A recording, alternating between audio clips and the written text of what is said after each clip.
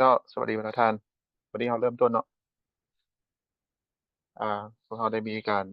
เรคคอร์ดแล้วก็ทุกท่านเข้ามาสวัสดีตอนเช้าสวัสดีตอนเที่ยงตอนแลงเนาะหวังว่าประธานคงจะมีสุขภาพแข็งแรงก่อนที่ข้าพเจ้าแนะนำตัวเองข้าพเจ้าอ่าบอกว่าเรามีการแปลเนาะภาษากัมพูเชียภาษาลาวภาษาเวียดนามถ้าท่านกดใส่ตัวทั้งรูปเนาะท่านจะเห็นช่องแปลภาษา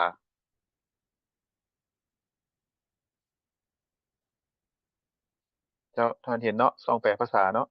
ข้าพเจ้าชื่อเมลเนาะข้าพเจ้ารู้สึกเป็นเกียรติที่ข้าพเจ้าเป็นที่ปรึกษาเกี่ยวกับการลงทุนในขณะการกสิกรรมแบบมีส่วนร่วมอยู่ในแม่กลองอ่าอ่ายินดีมาตรฐานของร่วมอยู่ในเส้นทางในการเฮ็ดกสิกรรมแบบมีส่วนร่วมถือว่าเป็นครั้งทมิตเนาะแล้วก็ว่าเรื่องการคุ้มครองที่ดินถ้าเว้าเกี่ยวกับแม่กลองมันจะเกี่ยวข้องกับลาวกัมพูเชียเวียดนามเมียนมาแล้วพวกเขาเบิ่งเกี่ยวกับเรื่องการเปลี่ยนแปลงของการคุ้มครองที่ดินสำหรับผู้ใดที่ในนอกคับคืนนี้ก็เช่นเดียวกันอ่าเป็นเขาเป็นสถาบันค้นคว้าเกี่ยวกับเรื่องคะแนนการที่ดินการปรึกษาหรือการตัดสินใจแบบมีส่วนร่วมมื้อนี้พวกเขาจะลงลึกเกี่ยวกับเรื่องคะแนนการกสิกรรมเนาะในการเปลี่ยนแปลงอ่าชีวิตการเป็นอยู่ระบบนิเวศแล้วพวกเขาก็เห็นพืชอุตสาหกรรมเนาะได้มีการเพิ่มขึ้นแล้วก็ชาวกสิกรอ่าก็ได้เข้าร่วมอยู่ในต่อสู้การสนองมูลค่าแล้วพวกเขา อ่าก็มีความพยายามจากภาครัฐเนาะในการลดพรความทุกข์จนและการหันเป็นทันสมัยแล้วก็สิว่ามีการเปลี่ยนแปลงแล้วก็นำมาสู่ผลประโยชน์ทางเศรษฐกิจบ่เพียงแต่การเปลี่ยนแปลงสภาพดินฟ้าอากาศแล้วก็การตัดไม้ทำลายป่าฉะนั้นในภาคดังกล่าวนี้พวกเขาจะเบิ่งเกี่ยวกับเรื่องการหันเปลี่ยนสิ่งท้าทายของรัฐบาลแล้วก็คำบรรดาแนวคิดริเริ่มในการลงทุนในขณะการเกษตรกรรมแบบมีส่วนร่วมโดยเฉพาะ พวกเขาสนใจเนาะว่าเกี่ยวกับรูปแบบเกี่ยวกับภายใต้ MILG แล้วก็ร่วมพัฒนารวมทั้งบทบาทพื้นฐานเกี่ยวกับเรื่องสิทธิการเป็นเจ้าของความมั่นคงทางด้านการที่ดินการเฮ็ดสัญญากสิกรรม2ฝ่าย2ส่วนแล้วก็การเปลี่ยนแปลงการนำใช้แล้วก็เบิ่งว่านโยบายของพวกเรานี่เนาะจะมีอ่าการลงทุนเนาะจะมีการเปลี่ยนแปลงขึ้นใดๆพวกเราจะเริ่มต้นในการนำเสนอบทศึกษาที่ว่า MILG เป็นผู้นำเสนอเกี่ยวกับการลงทุนอยู่ในแขนงการกสิกรรมอยู่ในของเขตแม่กลองแล้วก็เพื่อจะเป็นข้อคิดในการทำความเข้าใจอยู่ในประเทศลาวกัมพูชาเวียดนามหลังจากนั้นพวกเขาจะมีบทนำเสนอเน้นหนักเกี่ยวกับเรื่องข้อมูลแล้วก็remote sensing เอไออยู่ในเขตแม่กลอง แล้วก็ภาพรวมเกี่ยวกับเรื่องการควบคุมของป่าไม้และก็ปัญหาอื่นๆอีกหลังจากนั้นpanelist ของพวกเขาจะปรึกษาหารือกันเกี่ยวกับประสบการณ์ของประเทศนะเกี่ยวกับเรื่องคะแนนการกสิกรรมและมีส่วนร่วมแล้วก็วิธีการแก้ไขการเปลี่ยนแปลงในทางบวกเพื่อให้มีข้อมูลที่ดีระเบียบวิทยาและการประสานสมทบก็ก่อนที่พวกเขาพัฒนาข้าพเจ้ามีบางอันอ่า เว็บ Webinar ของพวกเขามีหลายฟังก์ชันถ้าท่านมีคำถามใด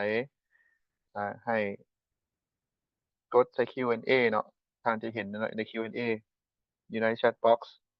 เขาจะมีอ่าเวลาในการตอบคำถามก็บ่แม่นว่าจะตอบได้หมดเนาะในตอนท้ายของเว็บ Webinar ท่านจะได้รับลิงก์ของวิดีโอแล้วก็บรรดาหัวข้อเนาะกระทู้ต่างๆที่พวกเราจะส่งให้ตามหลัง ข้าพเจ้าขอแนะนำผู้นำเสนอเนาะเจสซี่เป็นอ่านักค้นคว้าแล้วก็เป็นอาจารย์สอนเนาะอยู่ในโรงเรียนกับเรื่อง Ecology อยู่ในเซียมเรียบกัมพูชาใน20ปีที่ผ่านมาหั้นและอยู่ในมีประสบการณ์อยู่ในการคุ้มครองการค้นคว้าอยู่ในของเขตแม่กลองและบทบาทของชาวกสิกรขนาดน้อยเนาะชาวเจสซี่ ได้เข้าร่วมอยู่ใน MILG Festival เป็นอ่าสถาบันและก็แห่ง Lab ในการปรับปรุงชุมชนเนาะภาครัฐบาลให้มีความยืนยงเช่นก็มีประสบการณ์หลายกว่า20ปีเนาะเฮ็ดเวียกกับธนาคารโลกรัฐบาลเรื่องการตัดไม้ทำลายป่าบทบาทบทเรียนประสบการณ์เกี่ยวกับการใช้ที่ดินป่าไม้สิ่งแวดล้อมแล้วก็บรรดาแนวความคิดต่างๆ อ่าจากประเทศลาวซอยตะวันเยอรมนีเนาะเป็นที่ปรึกนักค้นคว้าอ่าเกี่ยวกับการชุมชนเกี่ยวกับระบบอ่าอาหารเนาะท้องสู่อาหารอยู่ในแขนงการชุมชนเป็นสถาบันค้นคว้าเนาะองค์การจัดตั้งพัฒนาอยู่ในระดับภายในและก็สากลแล้วได้เฮ็ดบทศึกษาค้นคว้าเนาะเกี่ยวกับชุมชนรวมทั้งผู้ออกนโยบายผู้เทคนิคและก็ชุมชนอ่าเพิ่นได้มีอ่า PhD เนาะอยู่ใน ANU แล้วก็ Master แล้วก็ปริญญาตรีแม่นอยู่มหาวิทยาลัยแห่งชาติลาวอ่าเพิ่นเป็น Asian Farmer Association เนาะแล้วก็การพัฒนาแบบยืนยงเพิ่นได้อำนวยความสะดวกอ่าสิทธิ์เนาะแล้วก็พร้อมมีดีกรีของเกษตรกรมีประสบการณ์อยู่ในแขนงการแล้วก็เพิ่นเฮ็ดเวียกเป็น พัฒนาชุมชนเนาะการให้ความคิดความเห็นให้กับทางรัฐบาลทางออกนโยบายก่อนดอกเตอร์นั้นเพิ่นสนใจเกี่ยวกับเรื่องการสิทธิทางด้านที่ดินการปกป้องทางสังคมชุมชนแล้วก็สิ่งแวดล้อมซึ่งท่านก็เป็นอ่านักค้นคว้าเนาะอ่าอยู่ในกัมพูเชียชอบเนาะมีประสบการณ์ในการเฮ็ดบทค้นคว้าอยู่ในแขนงการบริการการ climate financing อยู่ในแขนงการต่อสู้อ่ามูลค่าเนาะแล้วก็ท่านมีประสบการณ์เกี่ยวกับจะมาแชร์บทเรียนเนาะเกี่ยวกับมื้อนี้ Casey ท่านนำเสนอบทที่ว่าท่านได้ค้นพบอยู่ในบทของท่านเลยเจ้าขอเชิญ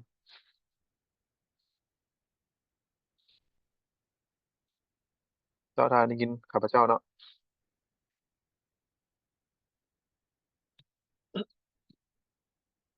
ก็ขอบใจเนาะมีเจ้าสบายดีวันนะท่านข้าพเจ้าขอนำเสนอโดยย่อเกี่ยวกับเรื่องแขนงการกสิกรรมการลงทุนอยู่ในเขตแม่กลองแล้วก็บรรดาประสบการณ์อยู่ในภาคพื้นและก็สากลหวังว่าจะช่วยในการปรึกษาหารือเนาะอยู่ใน panel discussion ของเราในการนำเสนอของข้าพเจ้านี่จะมีอ่าหลายหัวข้อ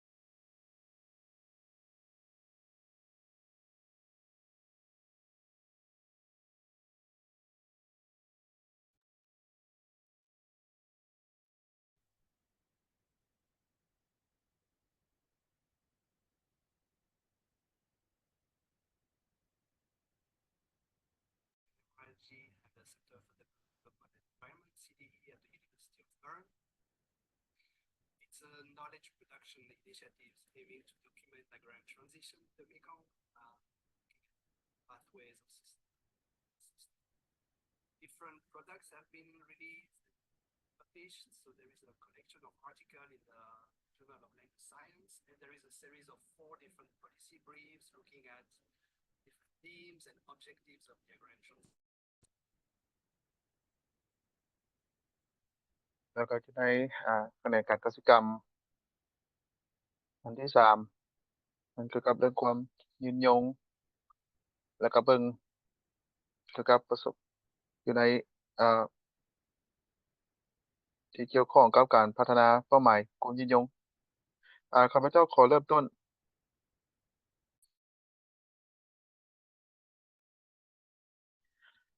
ข้าพบรรดาท่านคงจะแปลกใจเนาะเกี่ยวกับเรื่องคะแนนการกสิกรรมการพัฒนาอยู่ในกรุงเขตแม่กลองที่เกี่ยวข้องกับกระบวนการที่สำคัญของเรื่องการตัดไร่ป่าแล้วก็การขยายพื้นที่กสิกรรมอยู่ในในเขตป่าไม้ดังที่ท่านเห็นเนาะอ่าอ่าอยู่ในปี2022สาว2522เนาะแล้วก็พื้นที่ปกคลุมในปี2023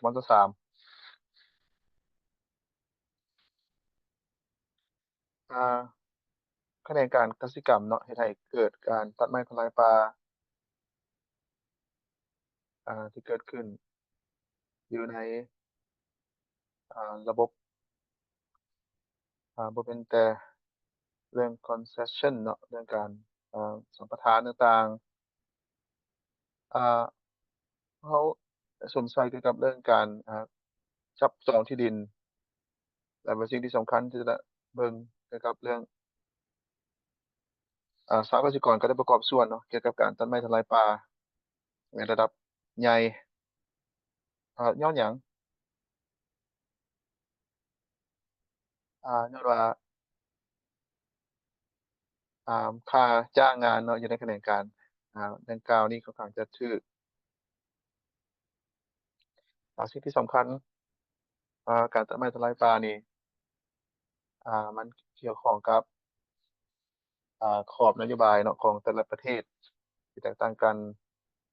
มีหลายประเทศโดยเฉพาะแม่นกับสหกสิกรขนาดน้อยถ้าเราเบิ่งอ่าข้อมูลเนาะเกี่ยวกับเรื่องการผลิตเนาะในแขนงการกสิกรรมในปี2010 2018อยู่ในตัวเลขของ FAO ทางที่ท่านเห็นอยู่เทิงสกรีนนี้ถือว่าเพิ่มขึ้นสูงหลายเนาะในการเปิดกว้างแขนงการตัวขยายที่ดินแต่ท่านเห็นอ่าสิ่งที่พวกเราสวมใส่เนาะยกตัวอย่างอ่ามันต้นเนาะยางพาราปลูกข้าวแล้วก็อื่นๆครับ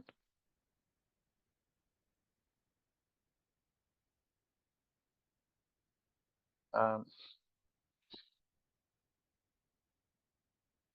บัดนี้พวกเราเบิ่งรูปแบบของการค้าขายเนาะการเพิ่มขึ้นของการผลิตแม่นเกี่ยวข้องกับการค้าขายของพืชเนาะแล้วก็การส่งออกของพืชดังที่ท่านเห็นอยู่ในกราฟอะเนาะได้เห็นว่าการขยายตัวของการส่งออกอยู่ในของเขตแม่กลองในปี2010 2000เพราะเราเห็นว่ามันเป็นโดยรวมแล้วประมาณอ่ามัน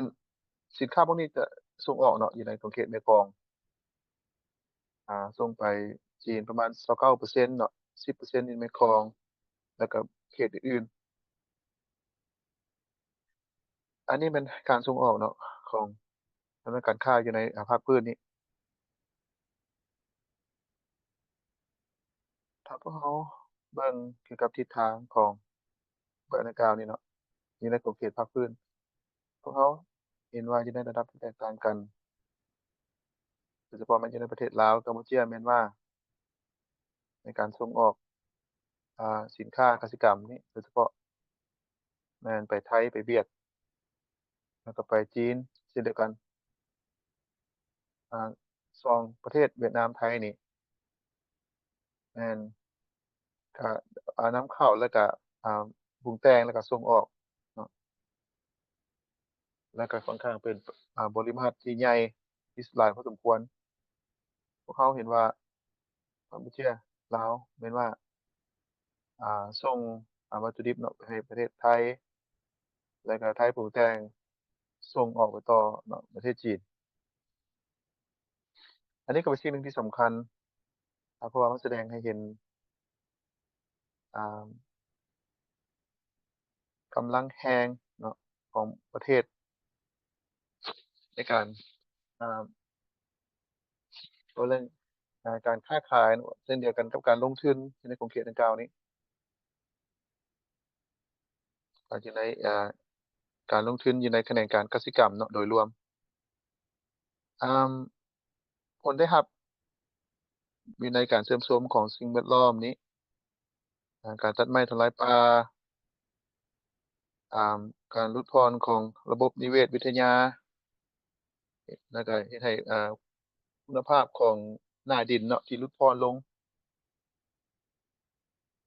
เพราะว่าอยู่ในแขนงการกสิกรรมนี้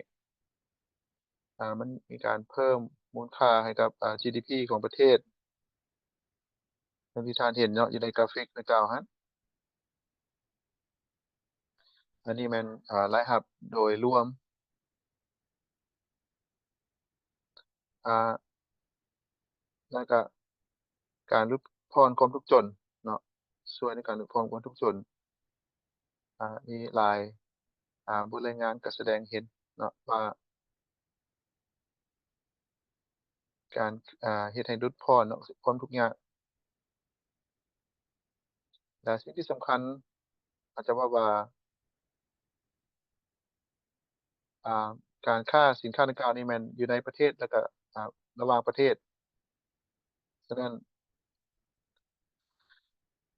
อ่ามีหลายเนาะแขนงการเป็นแขนงการที่ว่าบ่มีความการลงทุนแบบมีความรับผิดชอบเนาะมีผลกระทบแล้วก็มีความขัดแย้งแล้วก็มีผลกระทบทางลบการเพิ่มของแขนงการกสิกรรม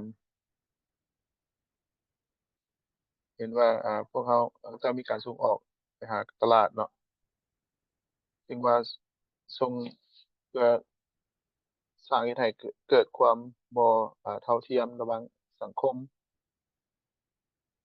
ในการผลิตอยู่ในภาคพืชเองบัดนี้เราเบิ่งความแตกต่างกันในการเข้าถึงอ่าแล้วก็ความแตกต่างกันเนาะเฮ็ดในฟาร์มแล้วก็บ่แม่นฟาร์มอะแล้วก็การสืบต่อเฮ็ดเวียกเนาะในแต่ละชุมชนใน4กลุ่มเรามีกลุ่มที่ว่าเป็นธุรกิจและมีความมั่งมีหรือว่ามีทรัพย์สินอ่าอาจจะมีผู้นักลงทุนเนาะจากในเมืองลงมาลงทุนนำอยู่ในชุมชนนั้นนอกจากนั้นยังมีอ่าครอบครัวที่ว่าอาศัย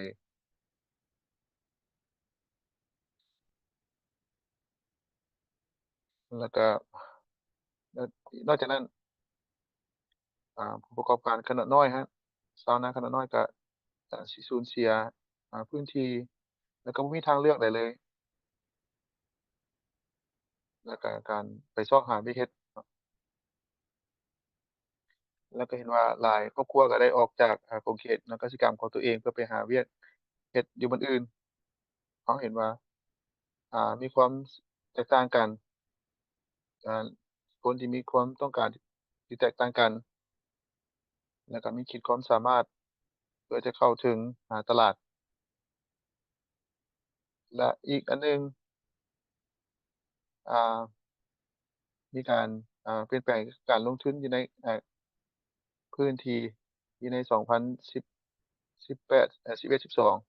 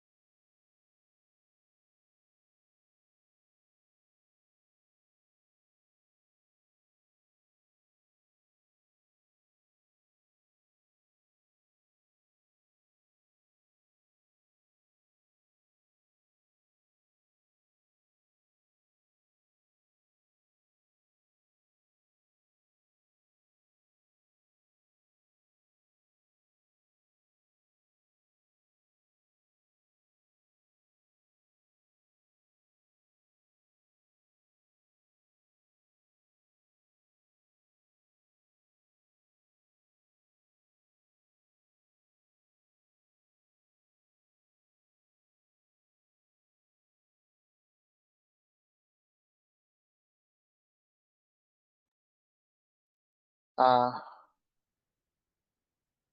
สมมุติว่าอยู่ในประเทศลาวเนาะในกรุงสาลีมีสวนกวางแล้วก็การปลูกต้นอ้อยเนาะอยู่แขวงสวรรณเขต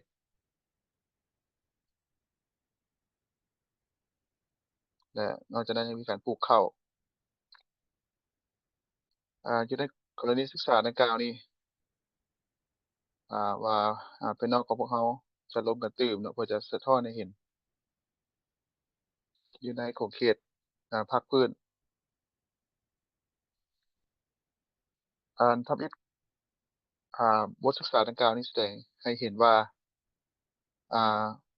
ผลได้รับเนาะของการค้าสินค้ากสิกรรมดังกล่าวนี้อ่าในแล้วก็วัดของการนำใช้ที่ดินแล้วก็บรรดากรณีศึกษาฉะนั้นก็จะเป็นสิ่งที่สำคัญเนาะในการพัฒนาอ่าความต้องการเนาะของสหกสิกรเพื่อให้เป็นบทอิงในการตัดสินทางด้านนโยบายอันที่2บทเรียนที่2ก็คือว่าเราเห็นว่ารัฐบาลแม่นช่วยอยู่ในการเฮ็ดสัญญากสิกรรม2ส่วนครับเพื่อสนองให้กับชาวกสิกรขนาดน้อยดังนั้นคำแนะนำก็คือว่ารัฐบาลหรือว่าองค์การจัดตั้งท้องถิ่นนี่นะมันมีบทบาทหนึ่งที่สำคัญในการสร้างอ่าแรงจูงใจเนาะสภาพแวดล้อมไม่ว่าจะเป็นองค์กรต่างๆเพื่อสนับสนุนการปรึกษาหรือระหว่างผู้ลงทุนกับชาวนาชาวกสิกรอ่าแล้วก็เว้าเรื่องอ่าอันที่3บทเรียนที่ถอดถอนได้ก็คือว่าบทบาทที่สำคัญที่ชาวกสิกรหรือว่าอ่ากสิกรสหกรณ์เนาะเพื่อจะอำนวยความสะดวกสายพัวพันระหว่างภาคส่วนเกี่ยวข้องฉะนั้นเพื่อจะฉะนั้นเป็นสิ่งที่สำคัญเนาะเพื่อจะเพิ่มทวีเรื่องนโยบายแล้วก็จัดสรรงบประมาณเนาะให้กับชาวกสิกรให้มีประสิทธิภาพหลายขึ้นอ่าแนวความคิดก็ค่อนข้างจะกวมรวมว่าเรื่องcontract farming การเฮ็ดกสิกรรมสองส่วนดังกล่าวนี้มันจะเกี่ยวข้องกับอ่าการตัดไม้ทำลายป่าการเสื่อมโทรมของที่ดินเกี่ยวกับการเฮ็ดสัญญากสิกรรมสองส่วนถ้าอ่าชาวกสิกรนะให้เช่าที่ดินเนาะแล้วก็การเข้าไปทำลายบุกรุกป่าไม้เนาะ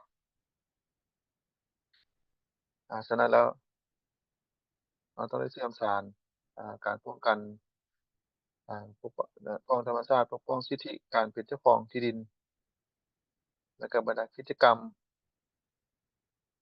ต่างๆที่เกี่ยวข้องและคำแนะนำอื่นหนึ่งก็คือว่าพวกเขายังเห็นว่ายังปฏิบัติตามระบบแต่เทิงลุ่มๆเนาะแล้วก็ว่าเรื่องความรับรู้ความเข้าใจและบรรดาพันธะต่างๆอะครับของทุกภาคส่วนพวกเขาแนะนำว่าเราต้องได้มีกระบวนการที่ชัดเจนว่าพวกเขาต้องได้เฮ็ดหลักการเนาะความยินยอมคือแนวใดเรื่องสัตว์แล้วก็บรรดาองค์ประกอบเนาะต่างๆที่ต้องได้ระบุไว้อยู่ในสัญญา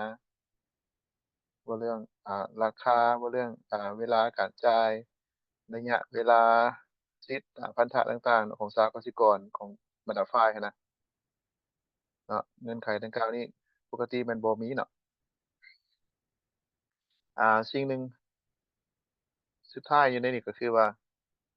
อยู่ในหลายกรณีเนาะพวกเราเห็นว่า อ่ามันน่ะสัญญาให้เนาะเป็นการอ่าละเมิดสัญญาเป็นเรื่องธรรมดาเนาะเพื่อรับประกันว่าอ่าสัญญาน่ะควรจะบ่มีการปรับเปลี่ยนเนาะหรือว่ามีการต้องมีการติดตามบ่สอดคล้องกับสัญญาแล้วก็มีกลไกในการแก้ไขข้อขัดแย้งเนาะที่ว่าบ่ใช้จ่ายสูงอันสุดท้ายคือว่า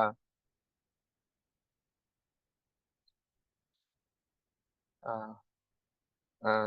การพัวพันเนาะหรือว่าการจัดสรรตลาดใหม่ก็เป็นสิ่งหนึ่งที่ใหม่เนาะสำหรับเงื่อนไขใหม่สำหรับชาวกสิกรของพวกเขาชาวกสิกรนี่ต้องได้รับการสนับสนุนทางด้านเทคนิคเนาะเรื่องการผลิตอ่าการคุ้มครองและสอดคล้องกับความต้องการของผู้ซื้อแล้วก็การสนับสนุนการเงินก็เป็นสิ่งหนึ่งที่สำคัญเนาะเพื่อรับประกันว่าชาวกสิกรแม้นได้รับทุนแล้วน่ะก็สามารถมีการคุ้มครองจัดสรรฉะนั้นข้าพเจ้าขอสรุป อ่ามันจะมีองค์ประกอบที่แตกต่างกันท่านสามารถเข้าถึงได้เนาะหัวข้อ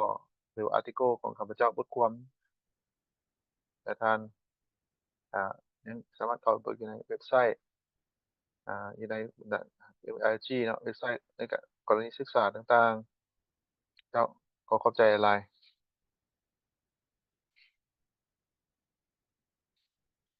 เจ้าขอบใจเจสซี่ถือว่าเป็นบทนำเสนอที่ดีแล้วก็การสรุปสำรวมแล้วก็เป็นบทรายงานที่ค่อนข้างครบถ้วนสมบูรณ์เนาะแล้วก็มีปัญหา อยู่ในภาคพื้นในแล้วก็มีหลายพืชเนาะที่ว่าปลูกแล้วก็รูปแบบของพฤติกรรมในการตัดสินก็ค่อนข้างอ่าตองโจทย์การหันเปลี่ยนหุ้นทางด้านมูลค่าข้าพเจ้าคิดว่าถ้าพวกเจ้าเบิ่งว่าผู้ใดเป็นผู้อ่าต้นเหตุเนาะของการตัดไม้ทำลายป่าก็หลายนะมีหลายอันเนาะที่เกี่ยวข้องอีกอันหนึ่งข้าพเจ้าเห็นว่าเราต้องเสาะหาวิธีทางออก โดยเฉพาะแม่นระบบการเฮ็ดกสิกรรมสองส้นถ้าภาครัฐเนาะบ่มีความเกี่ยวข้องแล้วก็พืชต่างๆที่มีความแตกต่างกันที่ท่านว่าไปในอดีตก็มีหลายกรณีศึกษาบ่ว่าจะเป็นกล้วยมันต้นที่เฮ็ดให้เกิดการตัดไม้ทำลายป่าหลายอยู่ประเทศลาวและส่วนใหญ่ก็อยู่ประเทศไทยข้าพเจ้าขอมอบวิธีให้เครดค่อนข้างจะเศร้าเลยเนาะอยู่ในเฟซว่าเกี่ยวกับเรื่อง Geography Remote Sensing เจ้าขอเชิญทางเฟรดมีเวลา10นาทีเจ้าเชิญเลยเจ้าเข้าใจเนาะว่ามีหวังว่าท่านคงจะเห็นสไลด์ข้าพเจ้าเนาะ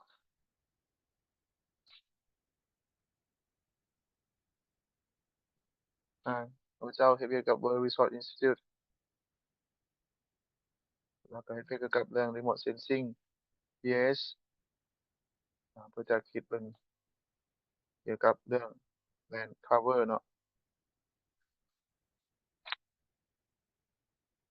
แล้วก็ Land Carbon Lab Initiative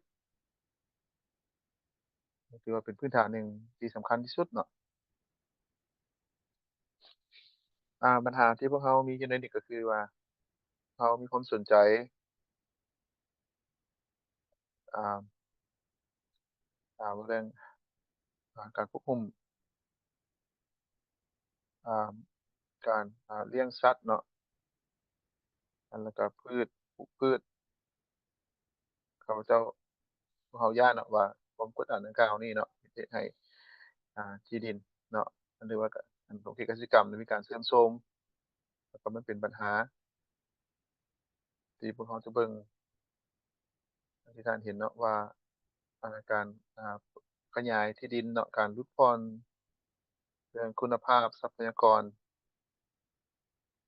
มีการผลิตพวกเขาจะส่งผลกระทบต่อกับสิ่งแวดล้อมเนาะคือแนวใดอันที่เป็นทีมงานที่พวกเขาเฮ็ดเขาเจ้าจะสวมใส่ อยู่ในการผลิตในแขนงการกสิกรรมสิ่งที่พวกเขาพัฒนาอยู่ในบรรดาข้อตกลงต่างๆเนาะอยู่ในโลก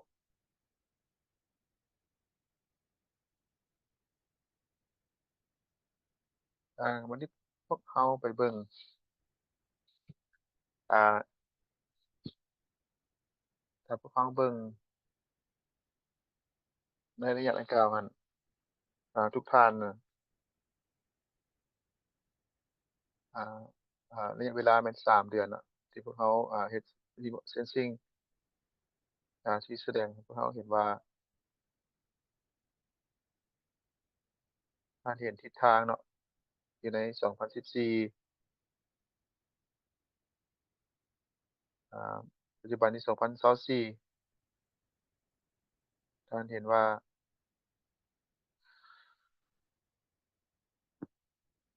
500ตันหรือ600ตันอ่าหลายสิ่งหลายอย่างเนาะเกิดขึ้นอยู่ในประเทศนี้ดังที่ท่านเห็น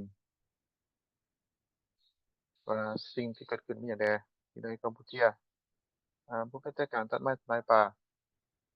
แล้วก็มีหลายรูปเนาะที่แตกต่างกันบ่ว่าจะเป็นอยู่ในประเทศลาวเองก็เห็นมีการตัดไม้ทำลายป่าเช่นเดียวกันสิ่งที่เกิดขึ้นก่อนหน้านี้เนาะแล้วก็เดี๋ยวนี้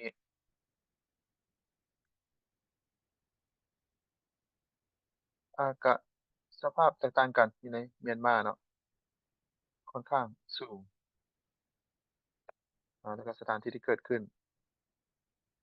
มีหลายกิจกรรมเกี่ยวกับเกี่ยวข้องกับการตัดไม้ทำลายป่าครับอย่างที่ในเวียดนามค่อนข้างจะแตกต่างค่อนข้างลดลงเนาะในปี2015-16กันค่อนข้างหลายเนาะแล้วท่านเห็นว่าการตัดไม้ทำลายป่าหั้นเกิดขึ้นอ่าเมื่อเราซูมเข้าเบิ่งเนาะอยู่ในสิ่งที่เกิดขึ้นว่าเกิดขึ้นหยังใดแด่เนาะอยู่หั้นแล้วก็การเปลี่ยนแปลงที่เห็นว่าตัวบาร์2บาร์กราฟเนาะที่ว่าขึ้นสูงที่ท่านเห็นว่าสิ่งที่เกิดขึ้น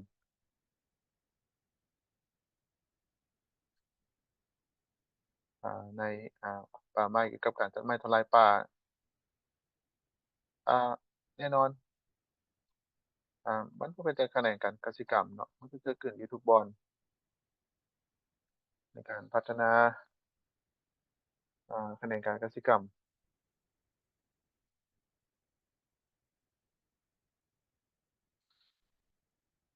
ประเภทแต่พืชเขตการปลูกพืชอยู่ในรัสเซียบ่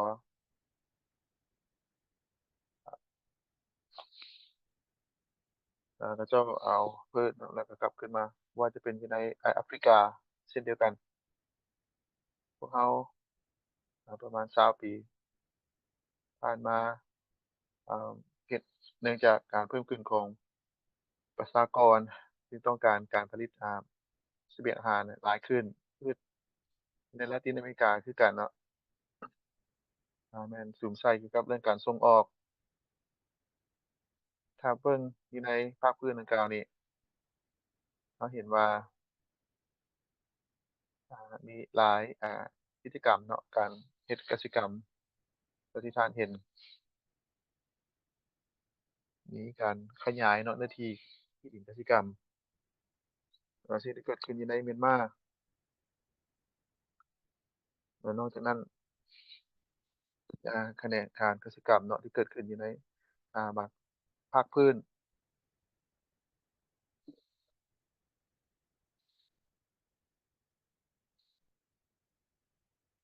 เจ้าอยู่ในแขนงกสิกรรมมีแขนงการกสิกรรมใดแด่อ่าเช่นเดียวกันกับ FAO แล้วก็มีประมาณหลายกว่า50พืชพันธุ์เนาะที่ว่าอ่าแล้วก็การเก็บเกี่ยวก็ค่อนข้างจะแตกต่างกันเนาะผลของมัน อยู่ในขอบเขตสิ่งที่ผิดจากจริตอยู่ในพรรคพืช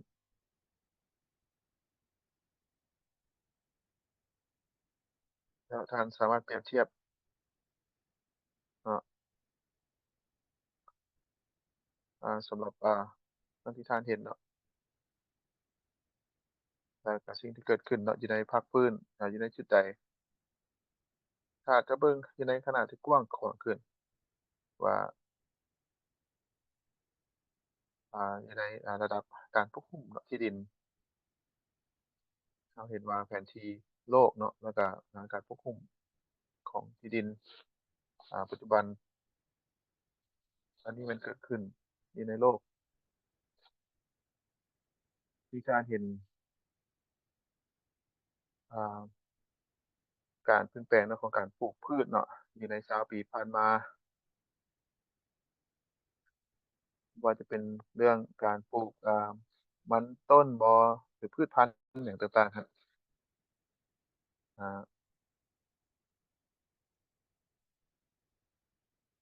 อ่าแล้วก็อันนี้มันภาพรวมของโลกเนาะมันจะแตกต่างกันในแต่ละทวีปแล้วก็แตกต่างกันในแต่ละประเทศเช่นเดียวกันนี่มันสิ่งที่เกิดขึ้นอยู่ในกัมพูชาเนาะป่าไม้ได้ถูกหันเปลี่ยนเนาะไปปลูกพืชปลูกผักแล้วก็พืชพันธุ์เนาะแล้วท่านจะเห็นว่าแล้วก็การปลูกพืชระยะสั้นนะครับประมาณ20ปีผ่านมาอยู่ในกัมพูชาแล้วก็ต่อไปพวกเขาจะเห็นว่าการเปลี่ยนแปลงอยู่ในขอบเขตการปลูกพืชเกี่ยวข้องกับการตัดไม้ทำลายป่าแล้วก็พืชพันธุ์ดังกล่าวมาจากในประเทศลาวก็ค่อนข้างจะแตกต่างกันจะเห็นว่ามีการปลูกพืชระยะสั้นอ่ามันแล้วก็มีการปลูกพืชระยะสั้นค่อนข้างหลายเนาะนี่เป็นลาวเนาะในเวียดนาม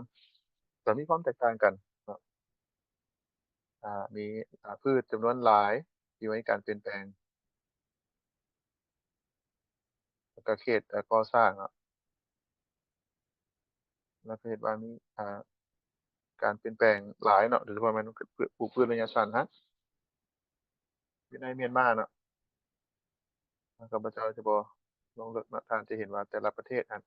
ก็มีการหันเปลี่ยนที่แตกต่างกันอันนี้แม่นสิ่งที่พวกเราเบิ่งเนาะในการเปลี่ยนแปลงเทิงแผนที่การควบคุมเราเห็นว่าการเปลี่ยนแปลงใน3 ปีมีก็บ่ถ้าพวกเราเบิ่งอยู่ในกับกัมพูชาเราจะเห็นว่า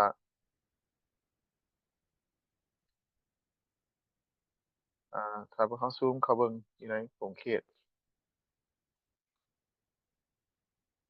เราจะเห็นว่ามีการรุกรบมีการไฟไหม้ป่าเกิดขึ้นท่านจะเห็นบ่เพียงแต่กสิกรรมเนาะเห็นพืชพันธุ์ซึ่งมันเป็นสิ่งที่ตักเตือนเตือนพวกเราว่าหลังจากปลูกพืชนี้แล้วพืชต่อไปก็จะปลูกอ่าอันนี้มันโมเดลเนาะหรือรูปแบบที่พวกเรานำใช้ในการได้ข้อมูลดังกล่าวนี้เนาะอ่าเอาเรื่อง Cropland Emission เนาะในการปล่อยธาตุอายของพื้นที่ปลูกพืชกสิกรรมนี้เราเห็นว่าธาตุอายที่ปล่อยออกเนาะหลายปานใด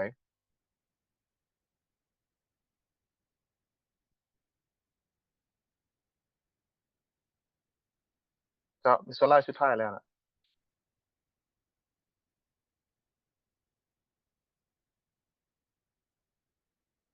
ด้านที่ท่านเห็นเนาะอาจจะกดเบิ่งตามหลังก็ได้ค่อนข้างจะมีความแตกต่างกันเนาะในแต่ละประเทศเจ้าเจ้าก็คือว่าจบเนาะมานำเสนอขอบใจหลายๆเจ้าขอบใจหลายๆเฟรดเนาะก็มีข้อมูลค่อนข้างหลายเนาะในเวลาสั้นๆ อ่าเพื่อจะอ่าสร้างแรงบันดาลใจแรงบันดาลทานเนาะในการโมเดลใน dataset ของพวกเราโดยเฉพาะแม่นว่าเรื่องการสนองข้อมูลอ่า10ปีแล้วก็20ปีที่ผ่านมาว่ามีหยังเกิดขึ้นข้าพเจ้าคิดว่าผู้ใดที่เฮ็ดเวียกอยู่ในขงเขตดังกล่าวนี้อ่าในกรณีศึกษากราฟิกถ้าเบิ่งอยู่ในรูปถ่ายเนาะทางดาวเทียมนั่นเป็นสิ่งสำคัญเนาะพวกเราจะอ่าและมีหลายข้อมูลเนาะที่แสดงเห็นเกี่ยวกับอ่าสลาย data แม่นสามารถเข้าถึงได้แบบบ่เสียค่าเนาะดังที่ได้ว่าไปในสภาพในการเข้าถึงข้อมูลอ่าการเข้าถึงก็ถือว่าค่อนข้างสำคัญเนาะข้าพเจ้าบ่เรื่องการสูญเสียของพื้นที่ป่าไม้การขยายของพื้นที่กสิกรรมมันจะบ่เป็นอ่าสถิติอันเดียวกันเนาะอยู่ในรัฐบาลขึ้นกับแต่ละประเทศได้เบิ่งเวลาการสูญเสียเนาะหรือว่าพื้นที่การตัดไม้ทำลายป่าขึ้นกับข้อมูลที่มีความแตกต่างกันเจ้าสำหรับทุกท่านเนาะว่าเรื่องวิธีทางแก้ไขเกี่ยวกับหัวข้อคำถามในการแก้ไขปัญหาดังกล่าวเนี่ยข้าพเจ้าเอ่อเริ่มจากช่วยตะวันอ่าท่านเห็นว่ามีการเปลี่ยนแปลงในระดับสูงบ่อยู่ในสปปลาวแล้วก็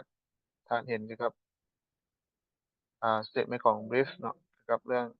การคะแนนการกสิกรรมเพื่อจะมีจุดประสงค์ที่แตกต่างกันเรื่องความมั่นคงทางด้านเสบียงอาหาร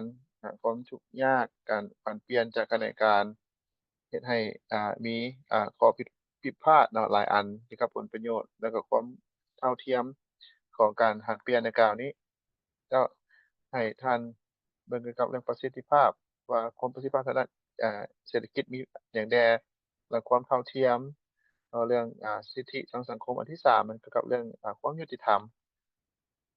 ถ้าพวกเราเบิ่งอ่าขอบเขตเนาะของคนที่ว่าต้องได้เคลื่อนย้ายคนที่บ่มีที่ดินเจ้าขอเชิญท่านนางสายตะวันท่านเห็นเป็นคือแนวใดขอบใจแต่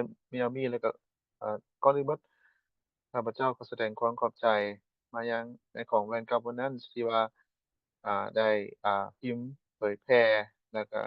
เฟรมเวิร์กเฟรมเวิร์กอ่าแล้วก็ความยุติธรรมหลายๆเอกสารข้าพเจ้าอยากแลกเปลี่ยนประสบการณ์ในพืชที่แตกต่างกันอันที่หนึ่งว่าเรื่องประสิทธิภาพเนาะในโดยทั่วไปอ่ารูป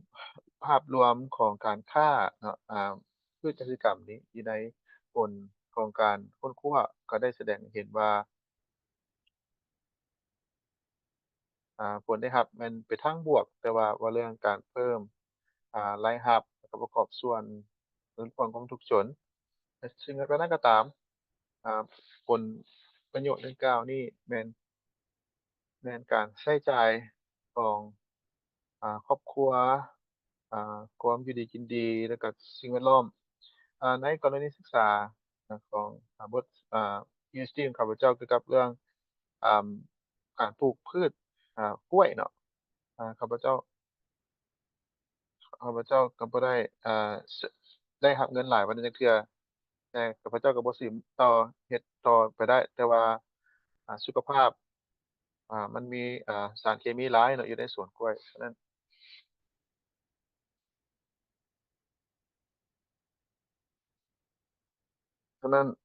อ่าแม่นว่าการเพิ่มมูลค่าเนาะเพิ่มรายรับให้กับครอบครัวแต่ว่าอ่าถ้ามาเบิ่งสายพัวพันธุ์ระหว่างอ่าข้าพเจ้าจะแลกเปลี่ยนกรณีศึกษามีอ่า การให้เช่าที่ดินเนาะที่แตกต่างกันถึงแม้ว่าจะอยู่ในพื้นที่เดียวกันย้อนว่ามีอำนาจเนาะเบื้องหลังฉะนั้นการถ้าเข้าถึงข้อมูลเพิ่มเติมอ่าแล้วก็เจ้าสามารถ คณะกรรมการหรือว่าอำนาจการปกครองบ้านหั้นนะเขาเจ้ามีอ่าอำนาจเนาะในการเจรจาเพื่อได้รับราคาที่ดีกว่าถ้าเปรียบเทียบกับอ่าพวกเรือนที่ว่าเข้าถึงข้อมูลนั้นบ่ถึงเนาะหรือเขาเจ้าทุกข์ยากเขาเจ้าบ่มีแม้กระทั่งอำนาจในการได้รับราคาที่เพิ่มขึ้นฉะนั้นถ้าเว้าเรื่องความเท่าเทียมแล้วรู้สึกว่ามันก็ขึ้นกับคนแล้วก็อ่าสิทธิ์ในการเจรจาหลายกว่าในกรณีศึกษาอีกอันหนึ่งของอ่าการปลูกพืชกล้วยเนาะแล้วก็เว้าเรื่องสิทธิ์อำนาจเนาะผู้หญิงผู้ชายก็มีความแตกต่างกันบ่ว่าจะเป็นกะพันธะสัญญา2ส่วน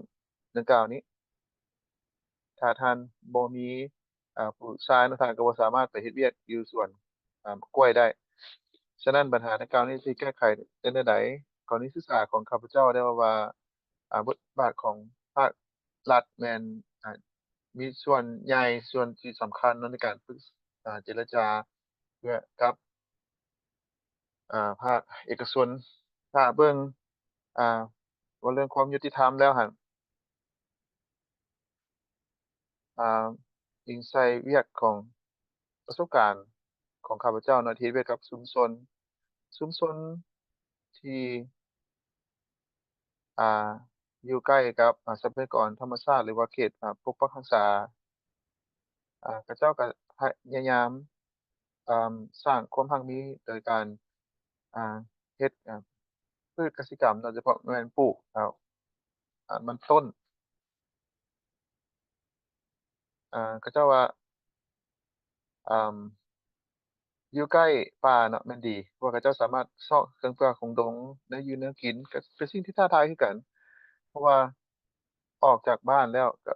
เป็นดินของเขาเจ้าแล้วเนาะหมายความว่าดินณที่เป็นเขตปกรักษาปกป้องโลกนี้แม่นสุมใส่เรื่องการเติบโตตามที่สีเขียวการปกปักรักษาฉะนั้นเราจะเบิ่งอ่าความยุติธรรมหรือการหันเปลี่ยนเนาะว่าชาวกสิกรรมเนาะสามารถเข้าถึงอ่าป่าไม้แล้วก็ต้องได้เบิ่งเรื่องชีวิตการเป็นอยู่ของเขาเจ้าเขาเจ้าก็ต้องการความช่วยเหลือของพวกเราคือกันสำหรับข้าพเจ้าเองข้าพเจ้าได้ว่าอ่าข้าพเจ้าบ่อยากบ่สามารถเฮ็ดให้เขาเจ้าว่าเขาเจ้าต้องได้หยุดเนาะหรือว่าเขาเจ้าจะนอนโดยบ่มีอาหารอยู่ในท้องเนาะอันนี้เป็นสิ่งหนึ่งที่สำคัญขอบใจขอบใจช่วยเนาะสำหรับเว้าเรื่องความหลากหลายเนาะของสิทธิทางเพศในขณะเดียวกันอ่ากสิกรรมเนาะ ในการผลิตกสิกรรมมันก็บ่มีอยู่ในการลงทุนในการเฮ็ดกสิกรรมวันนี้ไปเบิ่งกัมพูชาสุดท้าย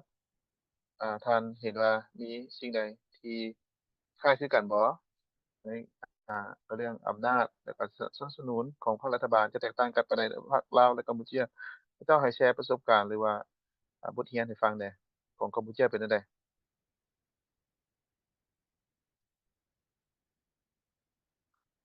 เจ้าขอบใจที่ให้โอกาสข้าพเจ้าเนาะ ข้าพเจ้าอยากอ่าแลกเปลี่ยนความเป็นจริงอยู่ในท้องถิ่นในกัมพูชาอยู่ในการรายงานอิงใส่3มิติความประสิทธิภาพและความเท่าเทียมแล้วก็ความยุติธรรมข้าพเจ้าจะเว้าเกี่ยวกับหลักฐานที่ว่าข้าพเจ้าได้เห็น CBS ในปี2021 2022โดยการทบทวนกรณีศึกษาและก็เปรียบเทียบ ผู้ที่ว่าเข้าถึงตลาดเนาะโดยผ่านการเทศสัญญากสิกรรม2ส่วนซึ่งว่าชัดเจนแล้วชาวกสิกรนี่จะมีได้รับผลประโยชน์หลายเนาะในการปรับปรุงชีวิตการเป็นอยู่ของเขาเจ้าในท้องถิ่นอันนี้มันผลประโยชน์เพื่อจะเฮ็ดให้ชาวกสิกรเข้าร่วมอยู่ในตลาดสากลในต้องโสกมูลค่าก็มีผลประโยชน์อ่า ในขณะเดียวกันมันจะมีผลกระทบรากฐานทางลบเนาะของการบ่ได้เข้าร่วมอยู่ในต้องโซ่การสนองของโลกเรื่องการลงทุนในธุรกิจเนาะโดยรวมเพราะว่าธุรกิจนี่แม่นสามารถล่มละลายได้ในกรณีที่หุ้นร้ายแรงในประเทศกัมพูชาอ่ามีนักลงทุนชาวจีนเนาะอยู่ในการปลูกอ้อยแล้วก็อ่าเฮ็ดการเฮ็ดสัญญาเนาะกสิกรรมสองส่วนเนาะในการสนองทุนในการปลูกอ่าแล้วก็ชาวกสิกรก็ได้รับผลประโยชน์แท้เนาะ2 ปีผ่านมาแล้วก็หลังจากนั้นอ่าบริษัทก็มีปัญหาทางด้านการคุ้มครองด้านการเงินก็แสดงว่าเขาเจ้าก็ต้องได้หนีฉะนั้นก็เป็นเวลาที่ชาวกสิกรก็ต้องได้เสียรายรับของเขาเจ้าแล้วก็ต้องได้จ่ายหนี้คืนเนาะชาวกสิกรดังกล่าวนี้ก็ได้รายงานว่าชีวิตการเป็นอยู่ของเขาเจ้าแม่นถดถอยเนาะย้อนว่าการอ่าบริษัทเนาะที่ว่าล่มละลายฮั้นฉะนั้นเห็นว่าความเท่าเทียมเห็นว่าแม่หญิงก็ถือว่ามีปัญหาเนาะเพราะว่าเขาเจ้าก็มีอ่าหนี้แล้วก็มีความยุ่งยากเนาะในการดูแลสมาชิกในครอบครัวของเจ้าเกี่ยวกับเรื่องความยุติธรรม พวกเขามีหลักฐานเนาะอยู่ในท้องถิ่นเรื่องการลงทุนโดยเฉพาะแม่นอยู่ใน Canterbury ในแขวง Canterbury ในการลงทุนปลูกอ่ายางอ่าอยู่ในดักลักเนาะการลงทุนปลูกยางพาราฮั้นซึ่งว่ามีกรณีเดียวกันอ่าแล้วก็การลงทุนอยู่ใน KCD เนาะอยู่ในยุโรป2 บริษัทดังกล่าวนี้ได้ไปหาซุ้มซนแล้วก็เฮ็ดสัญญา2ซนกับชาวกสิกรแล้วก็ได้ลงทุนให้ชาวบ้านเนาะในการปลูกยางพารารับผลลบผลกระทบทางลบแม่นอ่าเฮ็ดให้เกิดปัญหาขัดแย้งทางด้านที่ดินเนาะแล้วก็มีการอ่าจับจองที่ดินแบบซ้ำซ้อนเนาะแล้วก็บริษัทเองก็ได้ยืดยาวเนาะการเห็นว่า เขาเจ้าเสียที่ดินกสิกรรมแล้วก็เสียที่ดินป่าไม้แล้วก็เฮ็ดให้มีความยุ่งยากแล้วก็การเสียหายเกี่ยวกับพื้นที่ในการเลี้ยงสัตว์ของเขาเจ้าและที่ดินดังกล่าวหั้นบางคนก็ได้รับการชดเชยและบางคนก็บ่ได้รับการชดเชยในกรณีชดเชยนั้น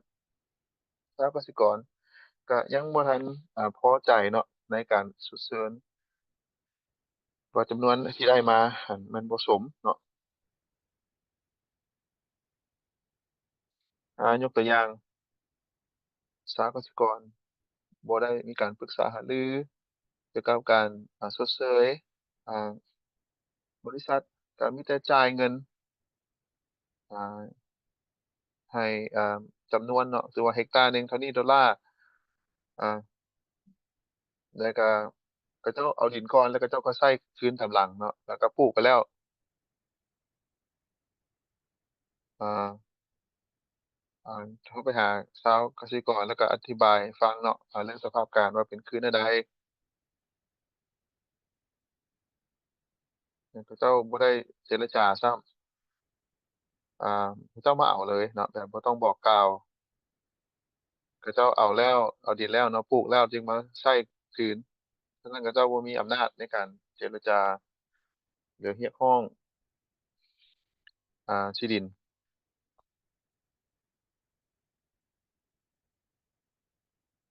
บ่ได้ยินเสียงเนาะอ่าเสียงขาดไปเนาะ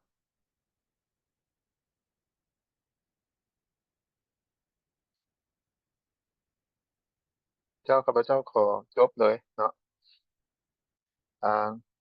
ทบทวนเนาะแสดงให้เห็นอ่าความประสิทธิภาพเนาะความเท่าเทียมแล้วก็ความยุติธรรมเนาะเจ้าขอบใจสำหรับการนำเสนอเนาะถือว่าเป็นเรื่องหนึ่งที่สำคัญเนาะแล้วก็ในบทรายงานหั้นแสดงให้เห็นที่พวกเราได้ร่วมกันเมื่อวานนี้แล้วก็จะในหลายกรณีว่าเรื่องการลงทุนที่ใน2บริษัทในกันในปี2008 2009แล้วก็ความยุติธรรมก็บ่มีเนาะข้าพเจ้าอ่า ไปหานิก้าเนาะพวกเขาเว้าเกี่ยวกับเรื่องงาน Security Customer เนาะสำหรับชาวกสิกรขนาดน้อยเป็นหยังเป็นสิ่งที่สำคัญเนาะสำหรับคนเข้าใจสำหรับคำถามเมื่อพวกเขาลงมือกับการลงทุนอยู่ในกสิกรรมมันจะเว้าเรื่องต้องสู้เพิ่มการผลิตการปรุงแต่ง การสร้างโอกาสทางด้านเศรษฐกิจแต่ว่าการสนทนาเกี่ยวกับเรื่องการเป็นเจ้าของสิทธิ์การครอบครองที่ดินตามประเพณีที่ดินชุมชนมันบ่ได้เว้าฮอดเลยในความเป็นจริงแล้วมันก็เป็นไปบ่ได้เลยที่จะเว้าเรื่องเรื่องการลงทุนในกิจการแบบยืนยงว่าเรื่องสิทธิการครอบครองที่ดินของชุมชนชาวกสิกรขนาดน้อยเนาะการปลูกน้ำไส้หรือว่าชาวชนเผ่าพื้นเมืองอะว่าเรื่องสินค้า สิดินแม่นบ่เรื่องความมั่นคงทางด้านเสบียงอาหารเรื่องสิ่งแวดล้อมแล้วก็ดินอ่าจะมีคุณค่าในการเป็นพื้นฐานสำคัญเนาะสำหรับชีวิตในการดำรงชีวิตเขาเจ้าบ่มีการนับถือสิทธินี้เลยแล้วก็สร้างผลกระทบทางลบให้กับเขาเจ้าส่วนมีข้อขัดแย้งทางด้านที่ดินการเคลื่อนยกย้ายเสียทางด้านสิทธิชีวิตการเป็นอยู่ เพราะว่าเรื่องความบ่ยืนยงในพบกันนั้นเมื่อผู้ประกอบการขนาดน้อยเนาะชาวงานขนาดน้อยเนาะบ่มีความปลอดภัยบ่มีความมั่นคงการเปลี่ยนการเป็นเจ้าของที่ดิน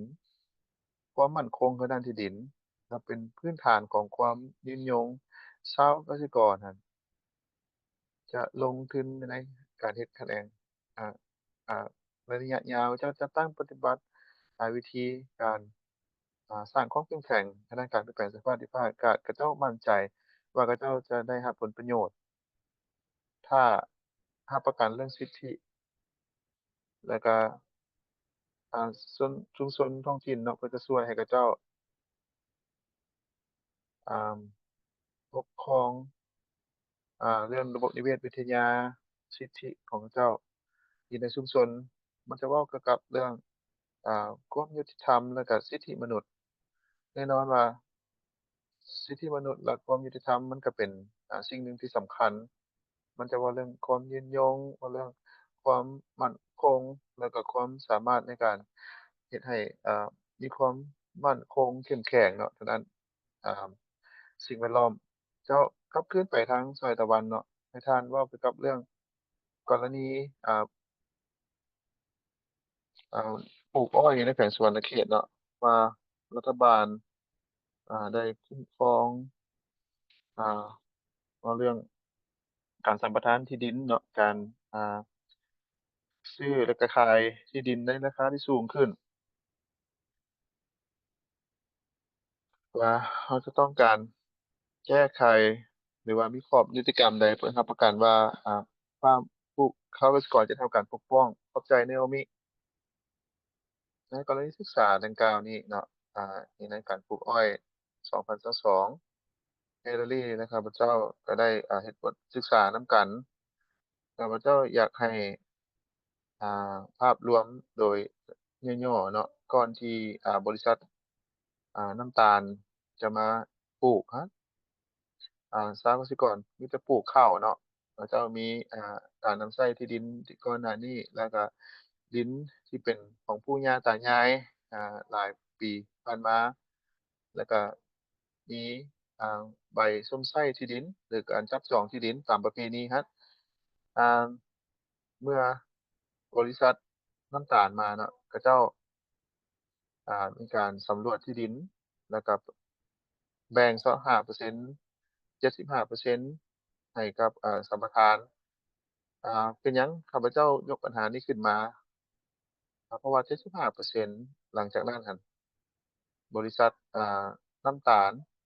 แม่นมีการดัดแก้เมื่ออ่าเขาเจ้าสัมปทาน$6ต่อปีต่อเฮกตาร์เนาะหลังจากนั้นอ่าบริษัทอ่าให้ชาวกสิกรเช่าเนาะ15-18เฮกตาร์ต่อปีฉะนั้นชาวกสิกรเนาะว่าเพราะว่ารัฐบาลได้ให้สัมปทานไปแล้วก็บ่สามารถเฮ็ดหยังได้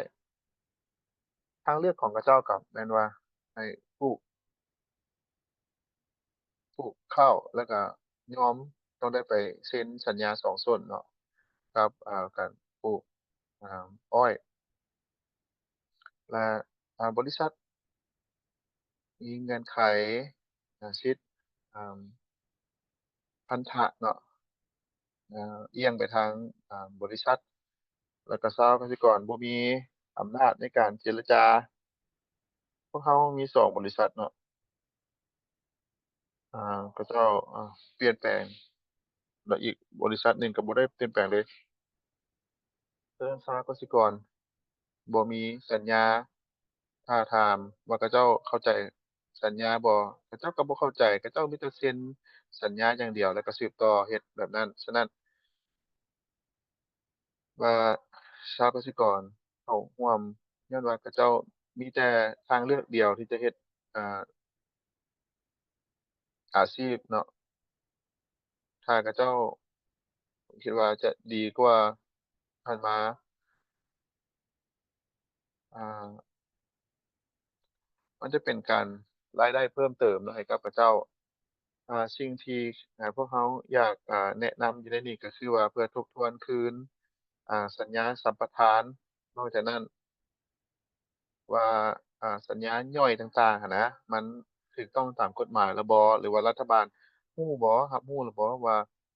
คะแนนการสมมุติว่า$6กับ$18นี่นะเนาะมันแตกต่างกันบัดนี้อาจจะเป็นการดีถ้าเรามีอ่า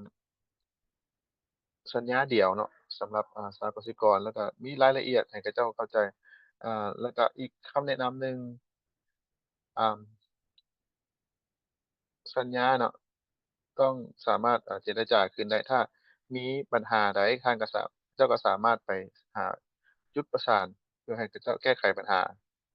เจ้าหนี้ชายตะวันก็เป็นสิ่งหนึ่งที่สำคัญเนาะกรณีหนึ่งอยู่ในกระบวนการอยู่ในเฉพาะเราอยู่ในอ่าการร่างเนาะอ่าดำรัสของนายกรัฐมนตรีเกี่ยวกับเรื่อง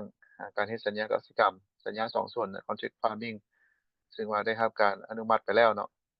ไวๆนี้โดยในภาคคำถามมันจะเป็นปัญหาเกี่ยวกับเรื่อง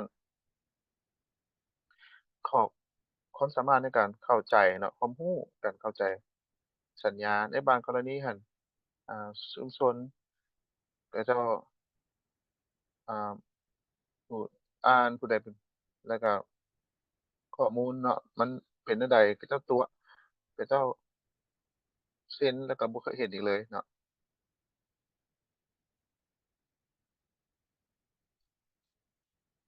ฉะนั้นถ้าไปคืนกรณีศึกษาของกัมพูชาโททัศน์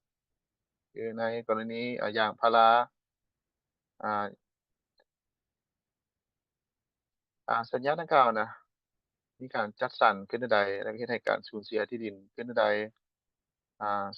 2ทศวรรษผ่านมาน่ะมีอ่าการให้สัมปทานที่ดินค่อนข้างจะใหญ่เฮ็ดให้มีการตัดไม้ทำลายป่าแล้วก็การยกย้ายถิ่นฐานฉะนั้นท่าน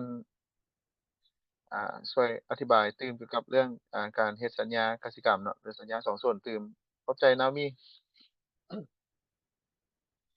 ในกรณีcontract farming เนาะอยู่ในประเทศกัมพูชาอยู่ในระบบอยู่ในประเทศกัมพูชานี้อ่าโดยยกเว้น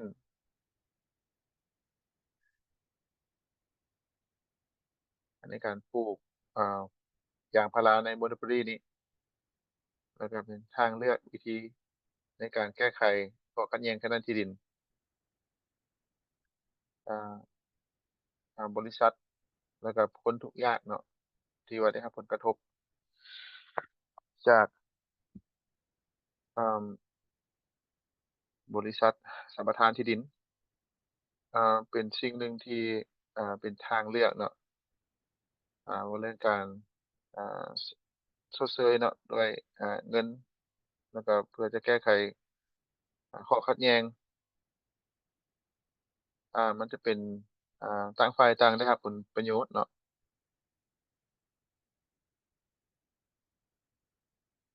อาจจะว่าได้ว่าสิ่งที่ยังอ่าอ่อนแอหรือว่าเป็นทางลบที่ประกอบส่วนเรื่องการสูญเสียที่ดินเนาะของชุมชนของประชาชนนั้นเพราะว่าเขาเจ้าเห็นดีเขาเจ้าต้องได้อ่ามอบดินครึ่งหนึ่งเนาะให้กับที่ดินสมมุติว่าเขาเจ้ามี2เฮกตาร์เขาเจ้าต้องได้มอบ1เฮกตาร์ให้กับบริษัทแล้วก็1เฮกตาร์ต้องได้เฮ็ดเป็นสัญญา contract farming นำบริษัทฉะนั้นเขาเจ้าจะมีวิธีเนาะของบริษัทเองเพราะว่าที่ดินนี่หั้นแม่นมีป่าไม้แล้วเขาเจ้าต้องได้อ่าตัดไม้เนาะเพื่อจะพัฒนาตรงนี้แม่นเว้าเรื่องอ่าการจับจองที่ดินแล้วก็มีอ่าการสูญเสียที่ดินเนาะถ้าเขาเจ้าตัดสินในการเข้าร่วม contract farming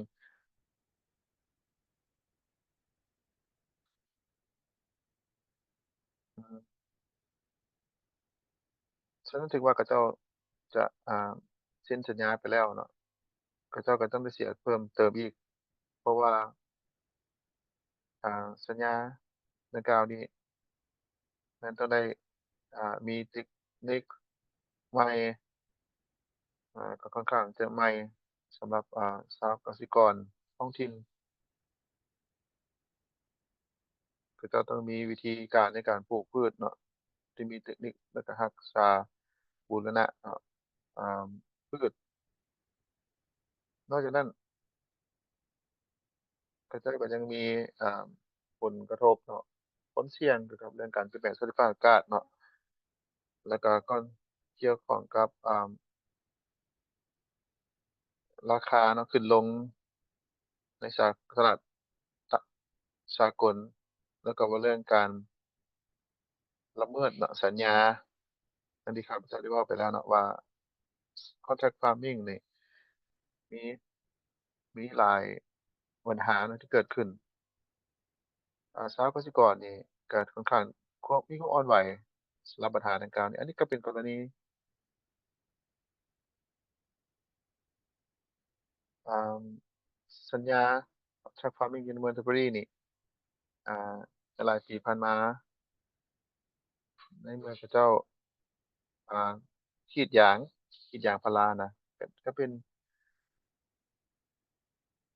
แล้วก็เป็นปีที่ว่ามีผลกระทบเนาะอ่าราคายางก็ตกเนาะฉะนั้นบริษัทหั้นก็บ่ตกลงซื้อเนาะยางที่กรีดออกมาหั้นฉะนั้นก็ถือว่าเป็นปัญหาฉะนั้นชาวกสิกรก็ต้องได้ขายในราคาถูกให้ชาวพ่อค้าเนาะที่ว่าบ่ถูกกฎหมายหั้นต้องได้ขายให้ทางเวียดนามอันนี้เป็นความบอบบางฉะนั้นประเทศไทยเขาเจ้าบ่สามารถจ่าย หนี้คืนเนาะอันนี้เป็นสิ่งหนึ่งที่สำคัญเนาะดังที่ข้าพเจ้าได้ยกขึ้นอ่าก่อนหน้านี้เกี่ยวกับเรื่องราวของการเฮ็ด contract farming นี่มีทั้งข้อดีและทางเฮ็ดให้มีผลกระทบทางด้านเศรษฐกิจที่ดีแต่ในขณะเดียวกันมันก็มีความเสี่ยงในการความล้มเหลวถ้ามีเหตุการณ์เนาะราคายางตกในตลาดโลกแน่นอนว่าเขาก็สิบ่ปฏิบัติตามสัญญาว่าเรื่องเงื่อนไขของสัญญาเนาะในกรณีที่ลาวก็เช่นเดียวกัน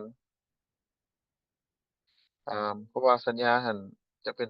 จะอ้างโดยบริษัทนั้นเขาเจ้าก็รู้เงื่อนไขทุกอย่างเพื่อเอาเปรียบชาวกสิกร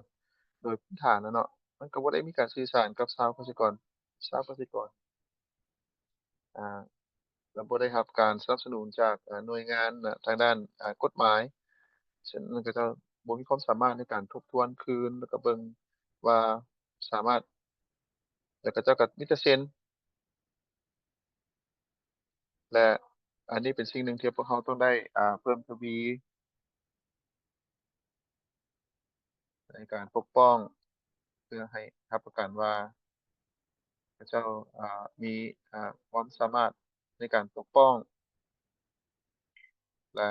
ให้เขาเจ้าสามารถเข้าใจเกี่ยวกับเงื่อนไข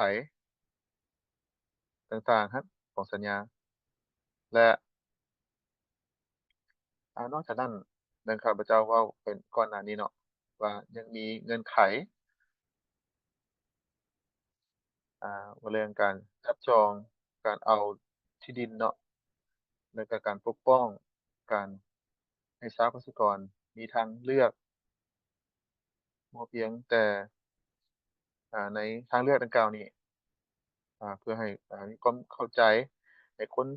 สามารถเลือกเอาอันใดที่จะเหมาะสมกับเขาเจ้าอันนี้แม่นสิ่งที่อ่าต้องได้ให้มีความ เท่าที่สมดุลเนาะเกี่ยวกับเรื่องประสิทธิภาพความเท่าเทียมแล้วก็ยุติธรรมเข้าใจแนวนี้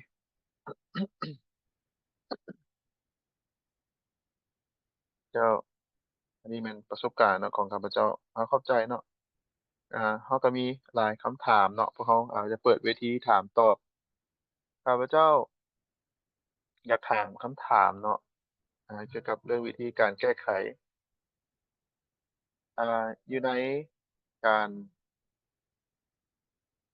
อ่าว่าเรื่องการลงทุน